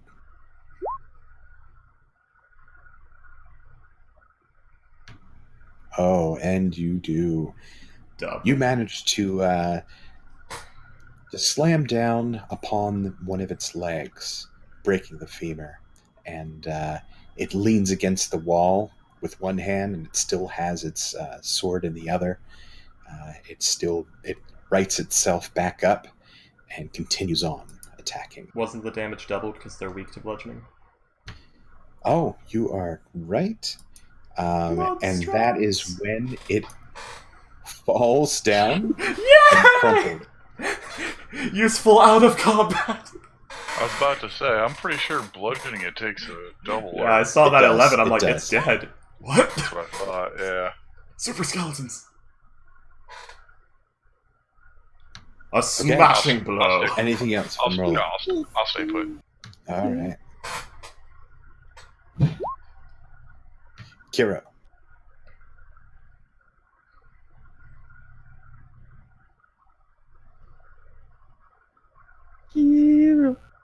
Kiro, you there, buddy? We need a Kiro. Holding out Yeah, for a Kiro no. till the end of the night. I am here. I was supposed to say, just save your action for now, man. That was a nice hit with Thanks. If he's a monk, doesn't he have like throwing stars or some shit? well, Yes, I do have things, but I have a light crossbow now. He has a what? He has a light crossbow. Oh. Sorry, I he's want to cutting do out. this move. Yeah, I know. My.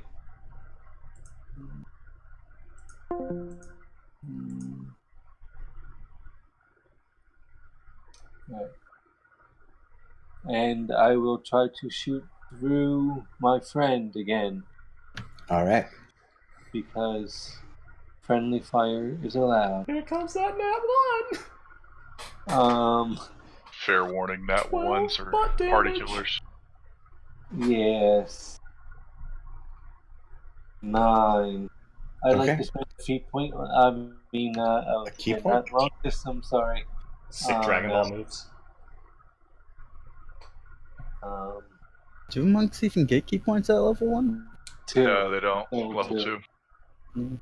No, I don't have any way to reroll that, unfortunately. Yeah, Okay, you gotta be level friend. 2 for key points, bud. Okay, then. So you're... My question is, I missed my target, so do I have to roll to hit one of my comrades? That's Not, what I'm trying to get at. not in standard rules, Okay. Okay. which is what we're doing. Okay. I Is just it natural 1 friendly fire? Yeah, natural 1 in standard And I will rules end is my really turn. just a miss, but we just do an extra fumble. Yeah. I get it. All right, so you're staying put. That brings us to Maris. Okay, so... It's a bit too cramped in there, so he can't do the crazy thing I'm thinking of, so Mars is going to say, there's something else I can do, but it's too cramped, so fingers crossed. Toll the dead again. Against the one in the corner that he attacked before. Oh, right, are either of them damaged, of the two? Yes, the one in the corner is damaged. Okay, then, so Has that a one. bolt protruding from its helmet. Then 1d12 And has necrotic failed it. damage. So, let me find... Oh, how do I do... Okay, I guess I'm just rolling the d12. So, 1, d12, and we do the sick roll of 4. Okay. So bits and pieces of the bone actually start to disintegrate all of a sudden.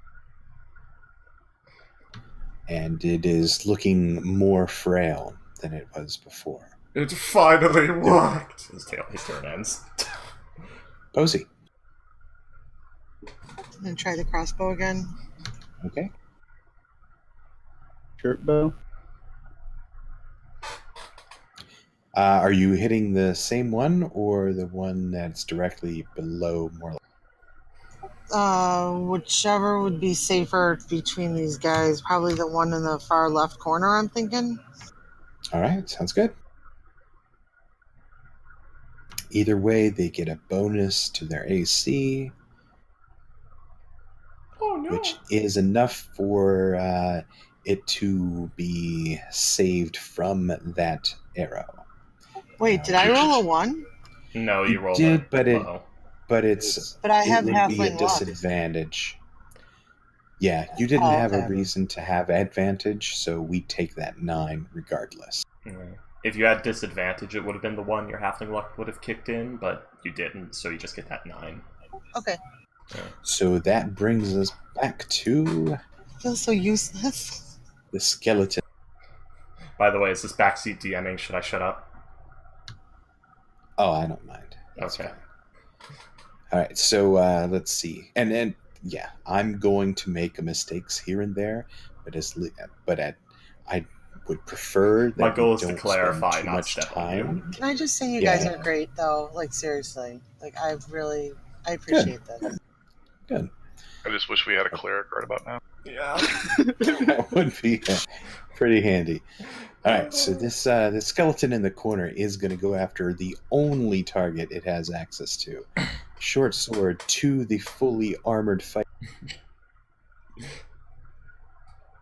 Smart bones. And it will miss. The short sword, it's an old, rusty looking, terribly crafted short sword that just swings into the air awkward. It's just a sharp stick. Basically. And then we have another skeleton that pulls its short sword and tries to jab using its whole body to give it force. And does the same thing, just lurches awkwardly, bringing us to Trogar. Wait, is he trying to go through me? Towards you, but you actually sidestep it at the right time. Trogar will drop the scimitar, step into the room, and pull out one of the nets. Okay. Keep in mind that you cannot use a two-handed weapon this turn, right? Yeah. Because last turn you did the fumble. Well, I thought that was... Yeah, it's one attack. Right. So a net uses only one hand? Can't use a bonus action or another action to make an attack other than the single with the net. No, I think what he's asking is, wouldn't a net require 2 hands to use?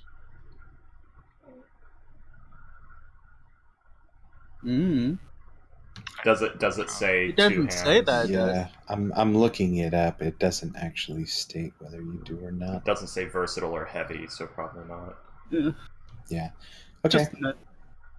So this is a net is actually a martial ranged weapon. Do you have proficiency with the net? Yes, I do. Okay. Well, in that case, since you are making a ranged attack in melee range, this actually turns with disadvantage, which gives you the range on. Hey, the range on it's 5 to 15. Yeah, it's like, what are you gonna do? I mean, it is like a sheet of net.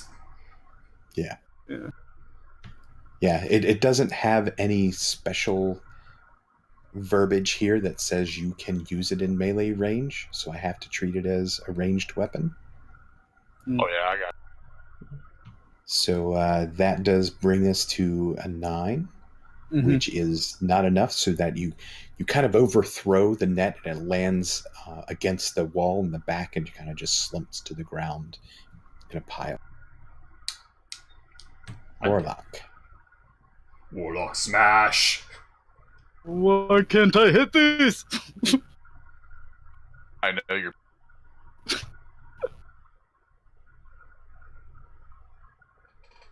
Nice. Which one did you hit? The one to the south, or Nice. Okay. Yeah, the one directly to myself. Yeah, the one directly to your south had not been hit yet, but you bring the maul overhead and you just smash down on its helmet. The helmet collapses into the skull, cracking it, sending it down to the neck bone, then to the chest bone, and then you just go follow all the way I smashed through. his head out his ass, didn't I? Yes, A delicious it goes 26 all the way damage. through. Hey, look, it's in the net. 26 damage. I'm proud of you. Well, I want to see one thing. Okay, yeah, we're good.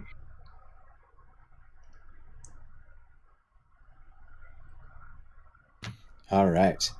Anything else from Warlock? I was kind of wondering if I could kind of do like a sweeping attack, but I can't. Nah, I'm good. Yeah. Had it been a natural 20, we could have talked. Yeah. Kiro.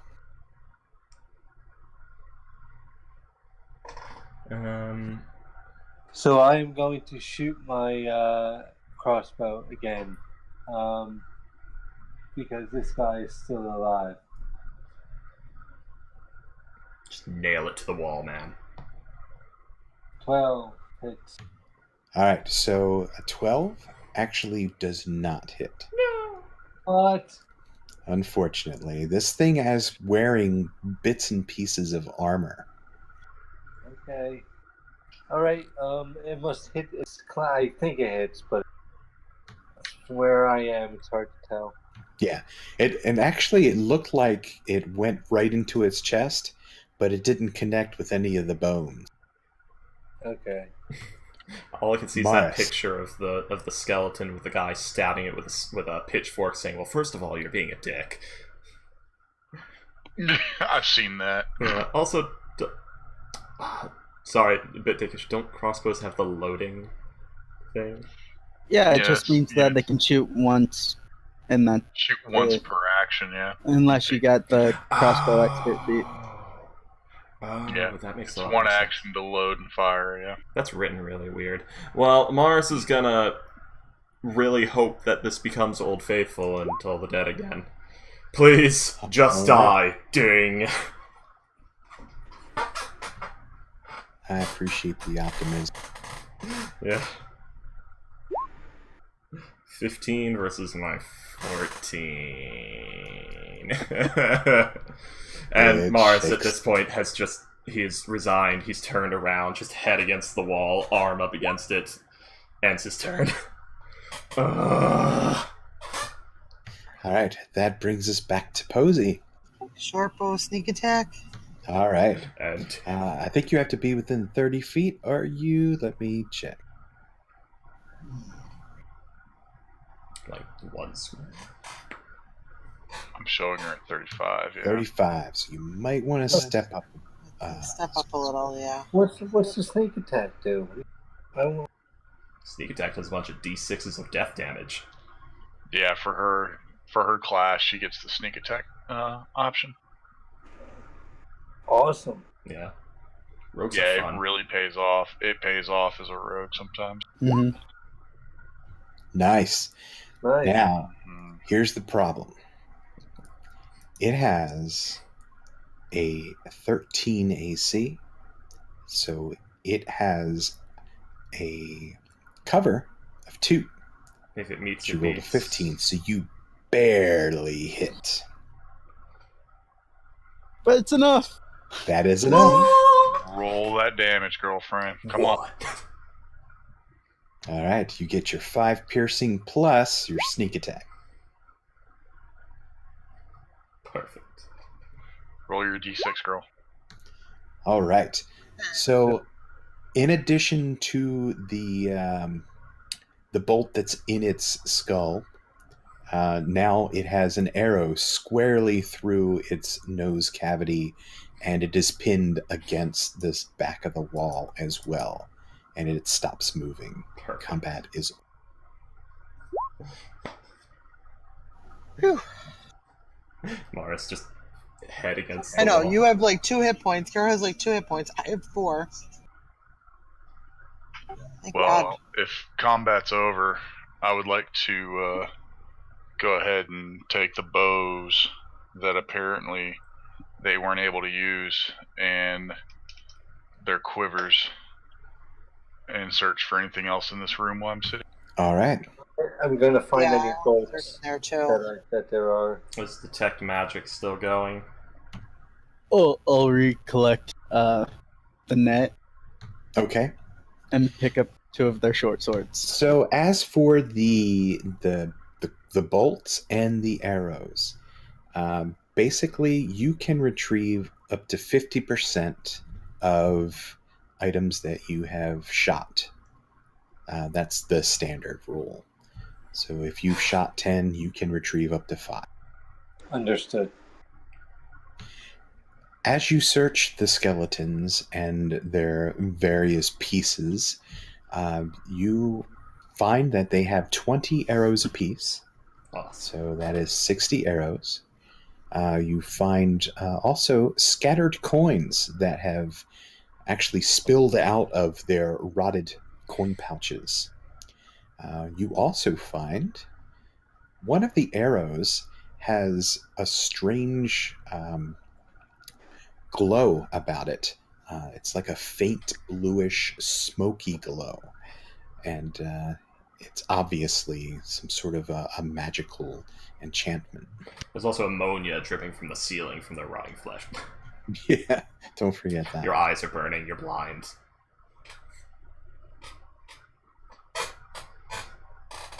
Oh, that was a jade. I'm just trying to figure out, like, why would the secret door be here? Like, there might be another secret door in here, out of here. So I'd like to look, because this seems like a strange room just to have, like... Go ahead and give me skeletons an hanging out. intelligence check. Does the room still And feel you can cold? just roll your straight intelligence.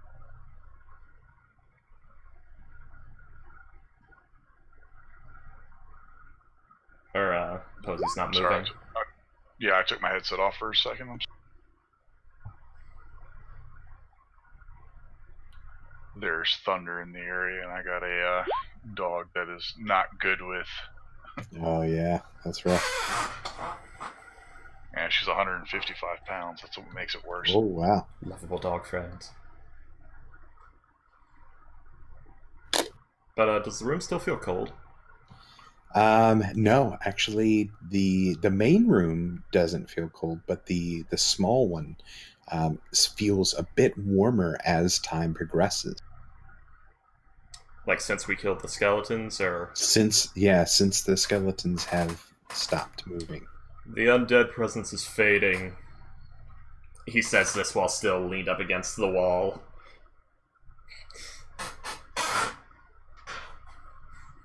Well, we left at noon. We had an hour lunch break, dinner break, I don't know. Seems like it might be a good place to settle down for the night. Yeah, throw the skeletons out into the main room. Well, is Detect Magic still going? Because there was like 2 minutes left when this happened. If you'd like to, yeah. He didn't get hit, so he still got concentration. You can still concentrate on it, sure. Okay. Well, can I roll an investigation for trap checking while Morris steps over here? So let me roll an investigation for trap checking. At least he's useful out of combat. No! You were saying? Yeah, you're not seeing any traps of any... My arrogance. Well, it appears to be clear, so... You say Did my so. intelligence roll have anything to do with trying to find another secret door in here? Your intelligence roll was to basically find out why there would be a room here without an additional secret door. And what you deduce is that this room was basically built as some sort of a murder hole. So it has arrow slits in the edges of this wall here. And if someone moves into a certain portion of the room, you would expect these archers to fire through the murder holes. Gotcha. By the way, is the necromancy presence to the south still there? No longer. Okay, cool. And with that, it fades because a minute has passed.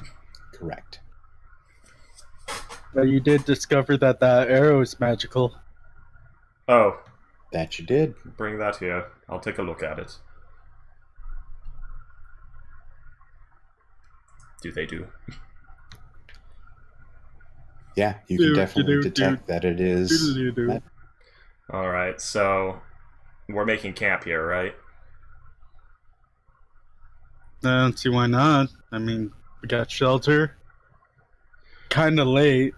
Maybe inside the secret door room, if we throw those skeletons out into the main room so that we can shut the door, maybe. It would also and then get shut in there. Okay. Yeah.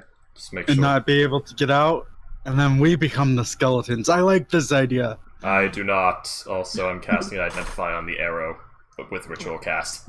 Well, Okay. and as we're getting ready for camp, I say, I ain't afraid of no ghosts. You should be. First they suck the life out of you, then you become one. Ooh! What kind of arrow is it? For what kind of weapon? For a bow. For either a short bow or a long bow. Okay. I have one of those, but I don't want to fight over it. I have a long bow, but it seems like I'll be mostly up front. So you could definitely have it, little girl. I could stab someone with it. Thanks. I have no need for such cowardly weapons. He says I could stab someone with it as he hands it over to Posey.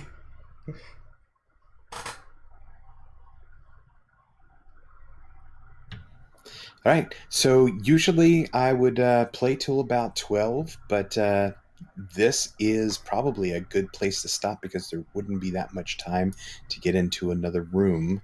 So we'll go ahead and call it here, but I'd like to thank you guys for all playing it. You guys were really fun to play with.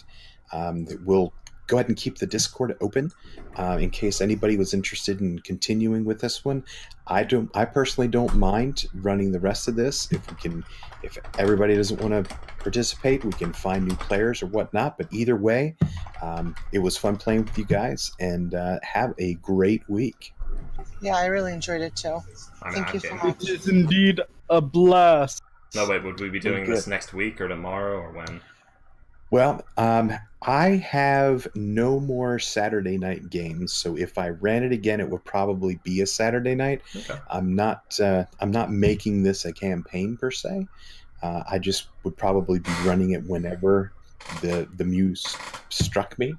But yeah, it's out there. I've got it all set up. So if everybody is interested, keep your name in this chat, and we'll see what happens. Now rate my backseat DMing and metagaming from 1 to 10. Well, I know for sure I won't be available next Saturday night because we're traveling for Easter. But other than that, I would love to play. Yeah. I'm keeping it wide open, so there is no reason to feel obligated. It was meant as a one shot, and it can remain a one shot. Well, I really appreciate it. I really enjoyed everybody, and it was really fun. Good. Yeah, me too. And you should be charging people because the guy that I had earlier today, he wasn't any better than you. Well, thank you very much. I appreciate that. See, that's the thing. Sometimes people just charge you for money, and then they're not that great of DM. And some good DM. I know, but he was a good. He had like a website and shit, and like I just. I made a snap decision, and I talked to my husband, and he was like, "Go ahead and do it if you want to." Well, that's guaranteed. So keep that in mind. I mean, this is one out of many. You'll have good, you'll have bad, and you'll have whatever far in between. but for most of the time, if somebody's charging, they're actually trying. But you don't know. Yeah, he was totally trying. It's not that he wasn't trying. It's just like also this try just and find the ways ones to do that that. are part of the And, DG. Like you guys were like better with role playing stuff too than the people that were in my group. This is my second D&D session ever. I've had over 5,000 hours on Roll20 as DM and player. I just love that you pushed that. I just love that somebody just randomly pushed that button. I do too. You push the button. Well, I don't even know. I'm like, Such we're bravery. discussing the button. It's like, bam, push the button. Oh, Main yeah, I character remember Trilgar that. just got fed up because people were talking about don't push the button, wait to push the button. Hold on with the button. We know there's something necromantic on the other side, but don't push that button yet. You know, if you guys weren't all Let's in just there, get it over. if you guys weren't all in there, I could have insta-killed all of those skeletons the whole fight. Possibly insta-killed Oh them. yeah. I could have murdered I could have done a lot to them because I have burning hands. That would have worked. Yeah. Also, we probably could have ruled that because I made it with animal fat and lantern oil, the napalm from the alchemist's fire would burn, so we just toss that in, close the door, but that would require a ruling. And for those that are inexperienced at this, you did really well. I would suggest Work on metagaming. maybe grabbing more potions or bringing someone with cure wounds or especially healing word. That really helped. Well, at second level, Yes, I could cover for yes. healing. I'm like, I totally asked before we came because I was going to bring a cleric. Yeah. I was pretty sure that somebody said that we didn't need one. I'd offered a cleric too. No, I'd put in Well- chat that we could use a cleric. Yeah, I know. To be And, fair, those thanks sneak for attacks putting up did with work. New player.